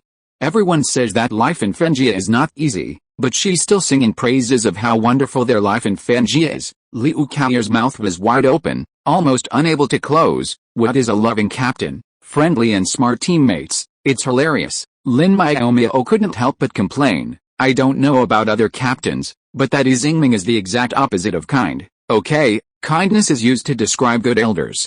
Is an elder who takes a female team member to bed kind? Let her go and complain first. Zhu Pingting on the stage was still singing, "Our captain is the most kind captain, taking care of the sisters in the fleet and helping them grow up healthily. Our teammates are the friendliest and smartest soldiers, the best brothers and sisters." Chapter 398 The Captain's Sassy Girl. It was clear that Captain He Xingming of the Fengjia was not particularly popular. When Zhu Pingting sang his praises on stage, the audience booed. If it weren't for the fact that this was a cultural performance, which had been blocked by the military, many would have likely thrown rotten eggs. Even so, Zhu Pingting was booed as she left the stage. The crowd from Shenyu was the loudest in their outcry, saying, "This song is terrible. Why did it last so long? It's simply a torture to everyone's ears." Zhu Pingting's face turned pale from the public disapproval, looking truly pitiful. However, aside from those who didn't understand the situation, few sympathized with her. The subsequent songs and dances mostly praised the Federation, the fleet, and the hard-working officers and soldiers. The performances didn't necessarily have to be good, but the lyrics had to be gorgeous and sincere. Lin Miaomiao felt she understood.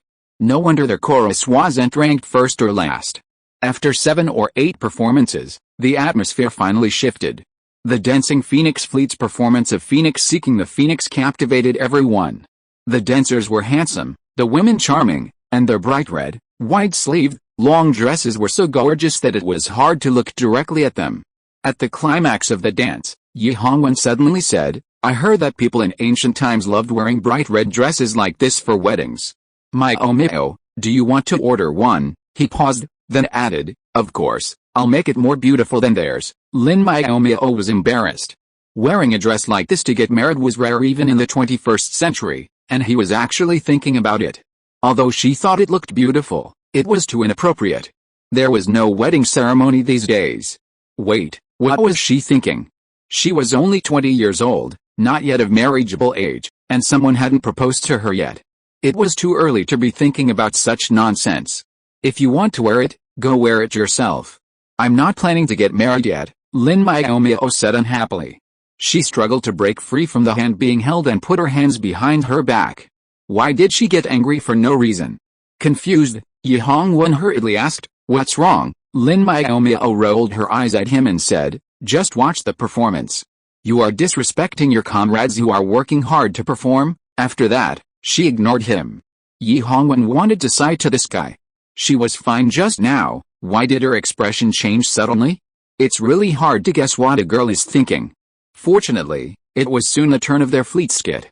The host, Liu Shuer, said with a smile, "Next, the members of our Shenyu fleet, who have made the most progress, will perform a skit, The Captain's Sassy Girl." Lin Miaomiao's face changed instantly. Such a name, could it be what she thought? How could she be so savage? Besides, she had never heard of such a program during the rehearsal.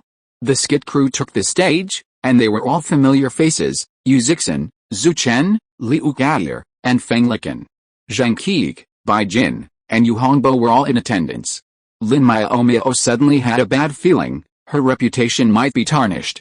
Liu Gaoer, a lifetime of good reputation? What's that? How come I never knew you had one? As they took the stage, a few introduced themselves, then set off to perform. "Oh, the air is so nice tonight. Time to get some extra training," Liu Gaoer said solemnly, raising her arm. "Comrades, let's go to the gravity training room." "Hey, coming. Wait for me," Bai Jin and the others responded, following.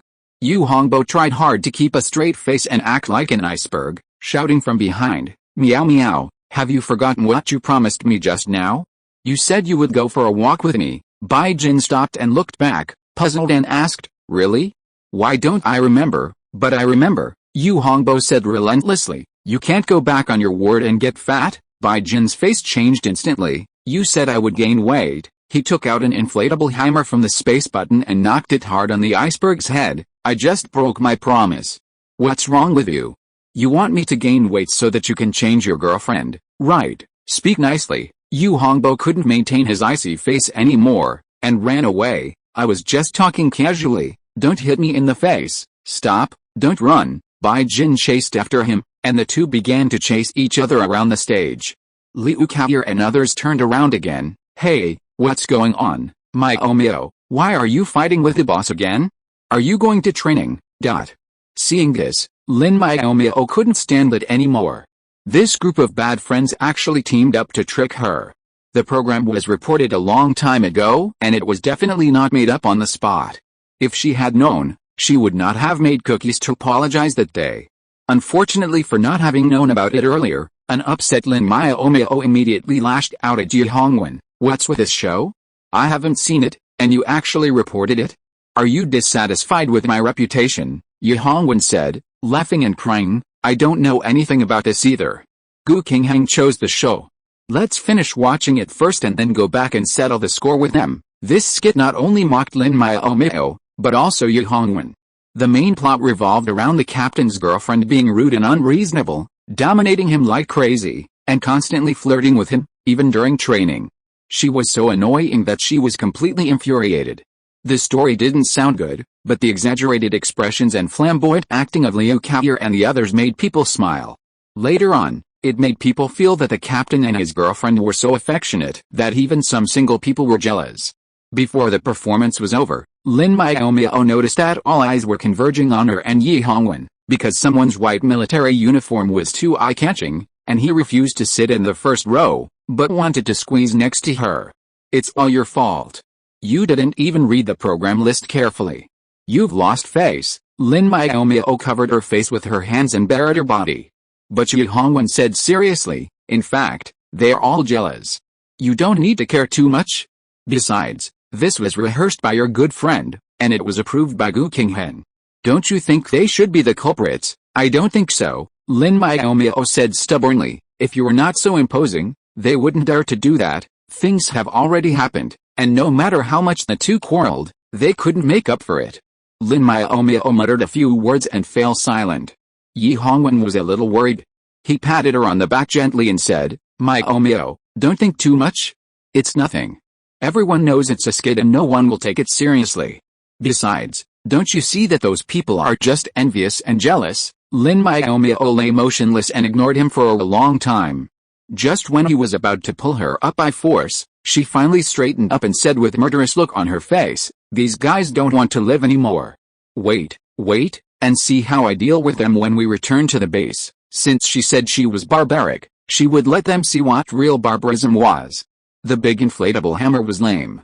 She had a large feathered duster that would definitely make them unforgettable. If you are listening to this novel on a channel other than Fanfic World, it means it was downloaded and re-uploaded without effort. We warmly invite you to visit our channel, Fanfic World.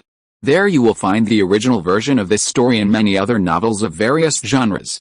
We look forward to seeing you dive into a world of incredible novels. Chapter 399 Art Performance. Lin Miaomiao watched the rest of the performance with a somewhat disinterested air. A murderous look crossed her face, as she periodically glanced at Liu Kaoyu and the others, who hadn't dared return to their seats after the performance, secretly plotting her own revenge.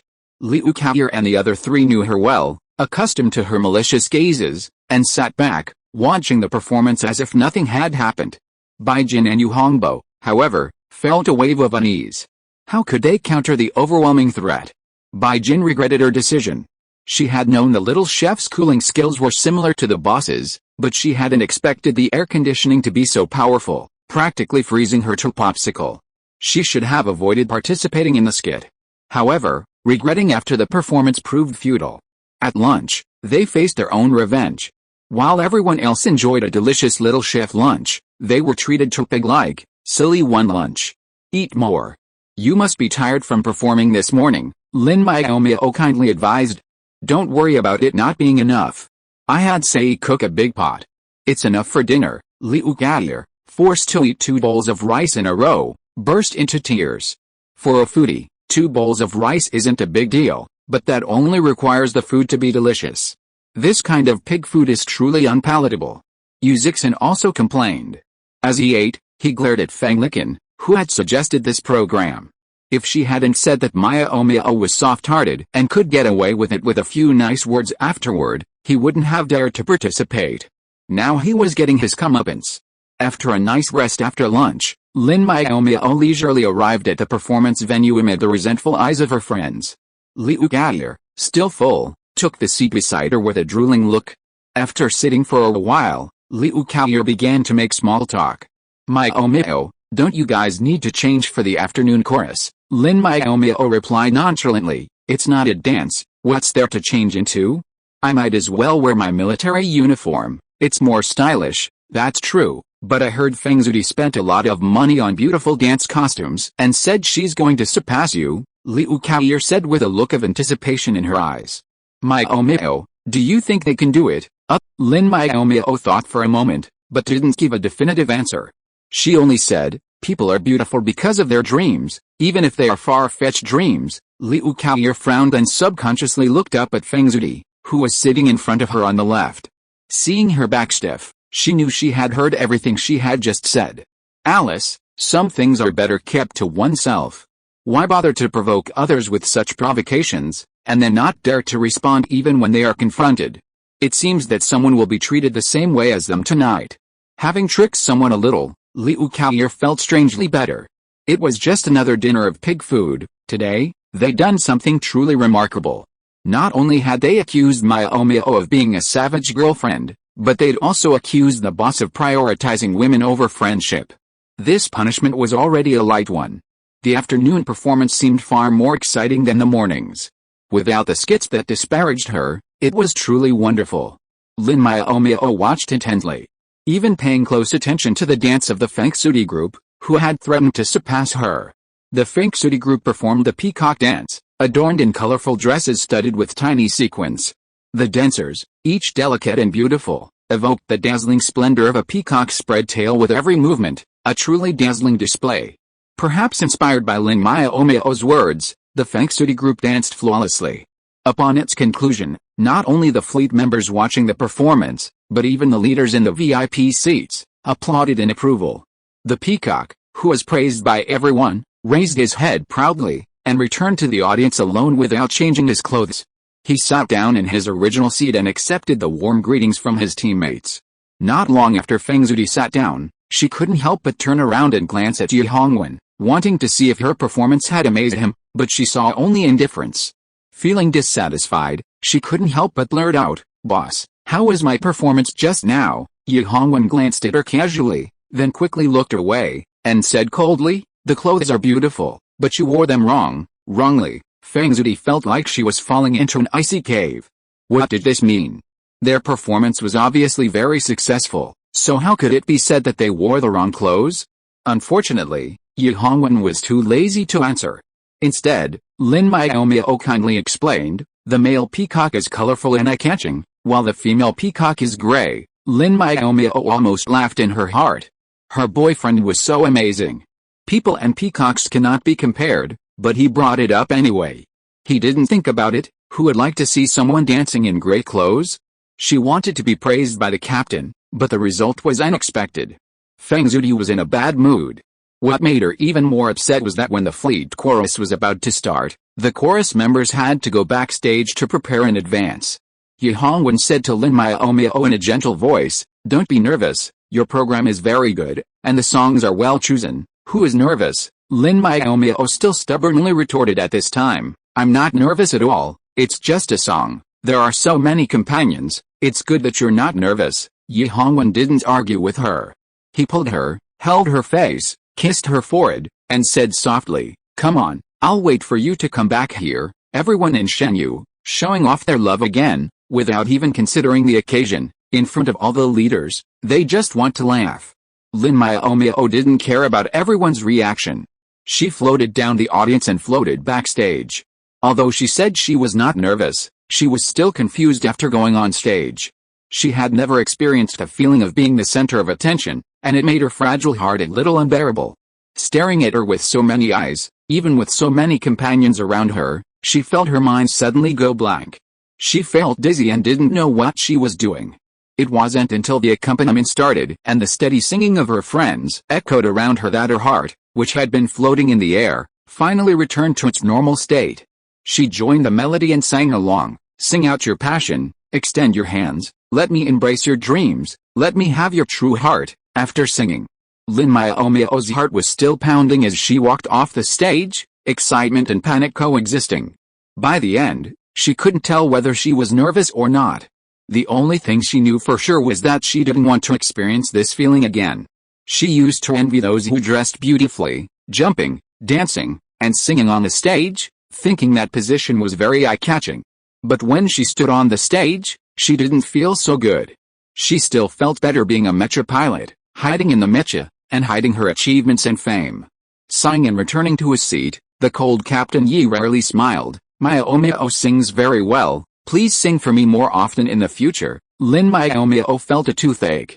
There were so many people singing together, and her voice was not loud. How could he tell that she sang well? She really lied without thinking.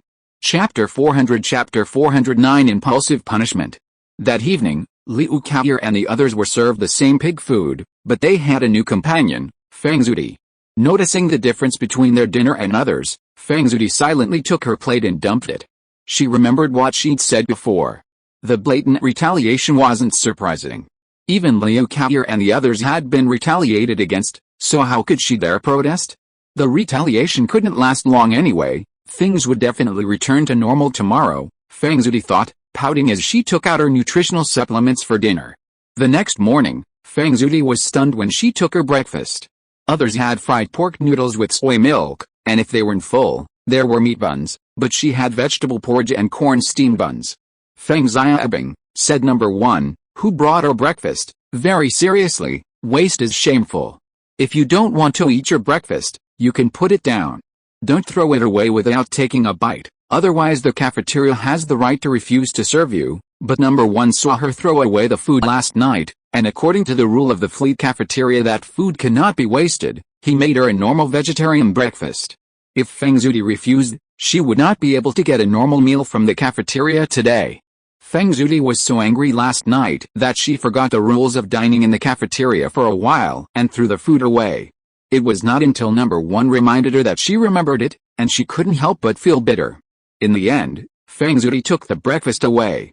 No one would eat a day's worth of nutrient solution out of spite, because the same thing would happen the next day until she compromised. Drinking nutrient solution for a long time would cause the stomach to shrink, and she didn't want to get stomach problems. Just as she passed by where Lin Miaomiao and her group were sitting, watching them eat and chat, with the captain thoughtfully pouring tea and water for his girlfriend, Feng Zudi was so jealous that she almost went crazy. Then she took a look at the breakfast on her tray and impulsively ran over. You're taking advantage of your position to exclude and bully the members of the fleet, while you're all chatting and laughing like nothing happened. Lin Miaomiao, you're really impressive? Lin Miaomiao looked up and was a little surprised to see what was on her tray. Then she remembered the cafeteria rules and knew what was going on. She chuckled to herself, but said loudly, Feng Zudi, you broke the cafeteria rules and were punished to drink vegetable porridge and eat steamed bread. Everyone eating breakfast in the cafeteria was interested. The fleet's food was not bad, and there were not many rules. The only thing was that food could not be wasted. If you threw away more than 1/3 of the rice bowl, you would have vegetable porridge and steamed bread the next day, 3 meals a day. If you refused, it would be the same every day. It is worth noting that these two are not ordinary vegetarian dishes, but are made with a large amount of bitter melon juice. After eating them for a day, you will not be able to sleep for several days, and you will regret every moment why you wasted food. It's all your fault. If you hadn't asked them to make me a horrible dinner last night, how could I have thrown away the food on impulse? Feng Zudi glared at her angrily. It's wrong for you to do this. I didn't ask you to throw away all the food. If you don't want to eat it, you can return it and ask them to give you a new one. Lin Miaomiao spread her hands innocently. Just because I asked them to help me play a trick on someone doesn't mean you have to accept it. Feng Zudi was dumbfounded, and those who had been played a trick on them were also dumbfounded. It turned out that this could be done. Why didn't they think of it? Damn, Miaomiao, why didn't you say it earlier? Liu Kaoyer, who was almost stuffed to death yesterday, was angry. Why should I tell you if you didn't ask? Lin Miaomiao curled the corners of her lips, showing a smug look. She didn't really mean to use her power, she was just taking advantage of their refusal to object. Unfortunately, someone couldn't stand it today, and they'd have to find a new way to prank them. Liu Kaoyer and the others felt like banging their heads against the wall. As friends, they were the ones who got pranked the most, but it was always because they'd gone too far in their jokes, and they didn't dare to plead. Forget it, we'll find out later. Zhu Chen's gentle face was filled with resignation. She figured we wouldn't dare ask, the incident was over, and there was no point in regretting it. The victims could only sigh and continue eating, no longer in the mood to watch the fun. Feng Zudi, standing there stupidly with her plate, felt uncomfortable. The food from last night had tasted a little off, but it wasn't unbearable. After all, it was made by number one, and they were used to it. But last night, for some reason, she felt so angry that she'd rather drink nutritional supplements than eat the food. Why was that? She vaguely understood that it was because her illusions had been shattered. After Ye Hongwen and Lin Miaomiao publicly announced their relationship, Feng Zudi felt heartbroken, yet she still held on to some illusions, believing it was just a romantic relationship and that the captain would eventually see her true colors and break up. However, a few days ago, while being punished, she stumbled across Liu Yifei's territory and overheard his conversation with the deputy captain. She realized the captain was serious, so serious that he'd already met Lin Miaomiao's parents and had their consent. Recalling the rumors circulating recently that the captain had moved into Lin Miaomiao's quarters, Feng Zudi's jealousy soared that she couldn't resist making provocative remarks in front of her teammates. And then, she got her comeuppance. Having violated restaurant rules, she couldn't avoid today's vegetarian dinner. Even though she was reluctant, Feng Zudi took her tray and found an empty table to sit down, frowning as she ate her breakfast in small sips. Feng Zudi left. Liu Kaoyer sighed as she watched her from behind. This is really a punishment for being impulsive. I'll have to remember this lesson. After breakfast, the canteen's slop buckets were spotless, with not much leftover food. Everyone would rather fill their stomachs than eat the specially prepared vegetarian meal with bitter melon juice. It was almost time to board the ship. Today was the second day of the cultural performance and the last day of the ranking competition. All participating teams had to be present today, firstly to witness the results of the competition and secondly to march in formation for the closing ceremony. Feng Zudi hadn't finished her breakfast yet. She had only eaten a small portion in half a day. Seeing her expression as if she had eaten poison, Lin Miaomiao smiled inwardly. She hasn't finished eating yet. Will it delay her going to the military headquarters? Lin Miaomiao asked Ye Hongwen. Otherwise, let number one and the others postpone the punishment. Or let it go this time, Ye Hongwen said coldly. No, it will be bad if everyone thinks they can escape punishment this way. Let her bring breakfast to the Shenjiu, and Shen Jiu will watch her finish it. By the way, Shen Jiu should also prepare the lunch. This is the rhythm of killing her. Lin Miaomiao shrugged and said nothing more. She had already pleaded with kindness, and the rest was none of her business. End of this chapter. Thank you so much for reading until the end. Don't forget to give it a like. Looking for more exclusive content and immediate access? Subscribe to our Patreon. Remember, every like, subscription or donation encourages us to continue. Thank you all. See you in the next video.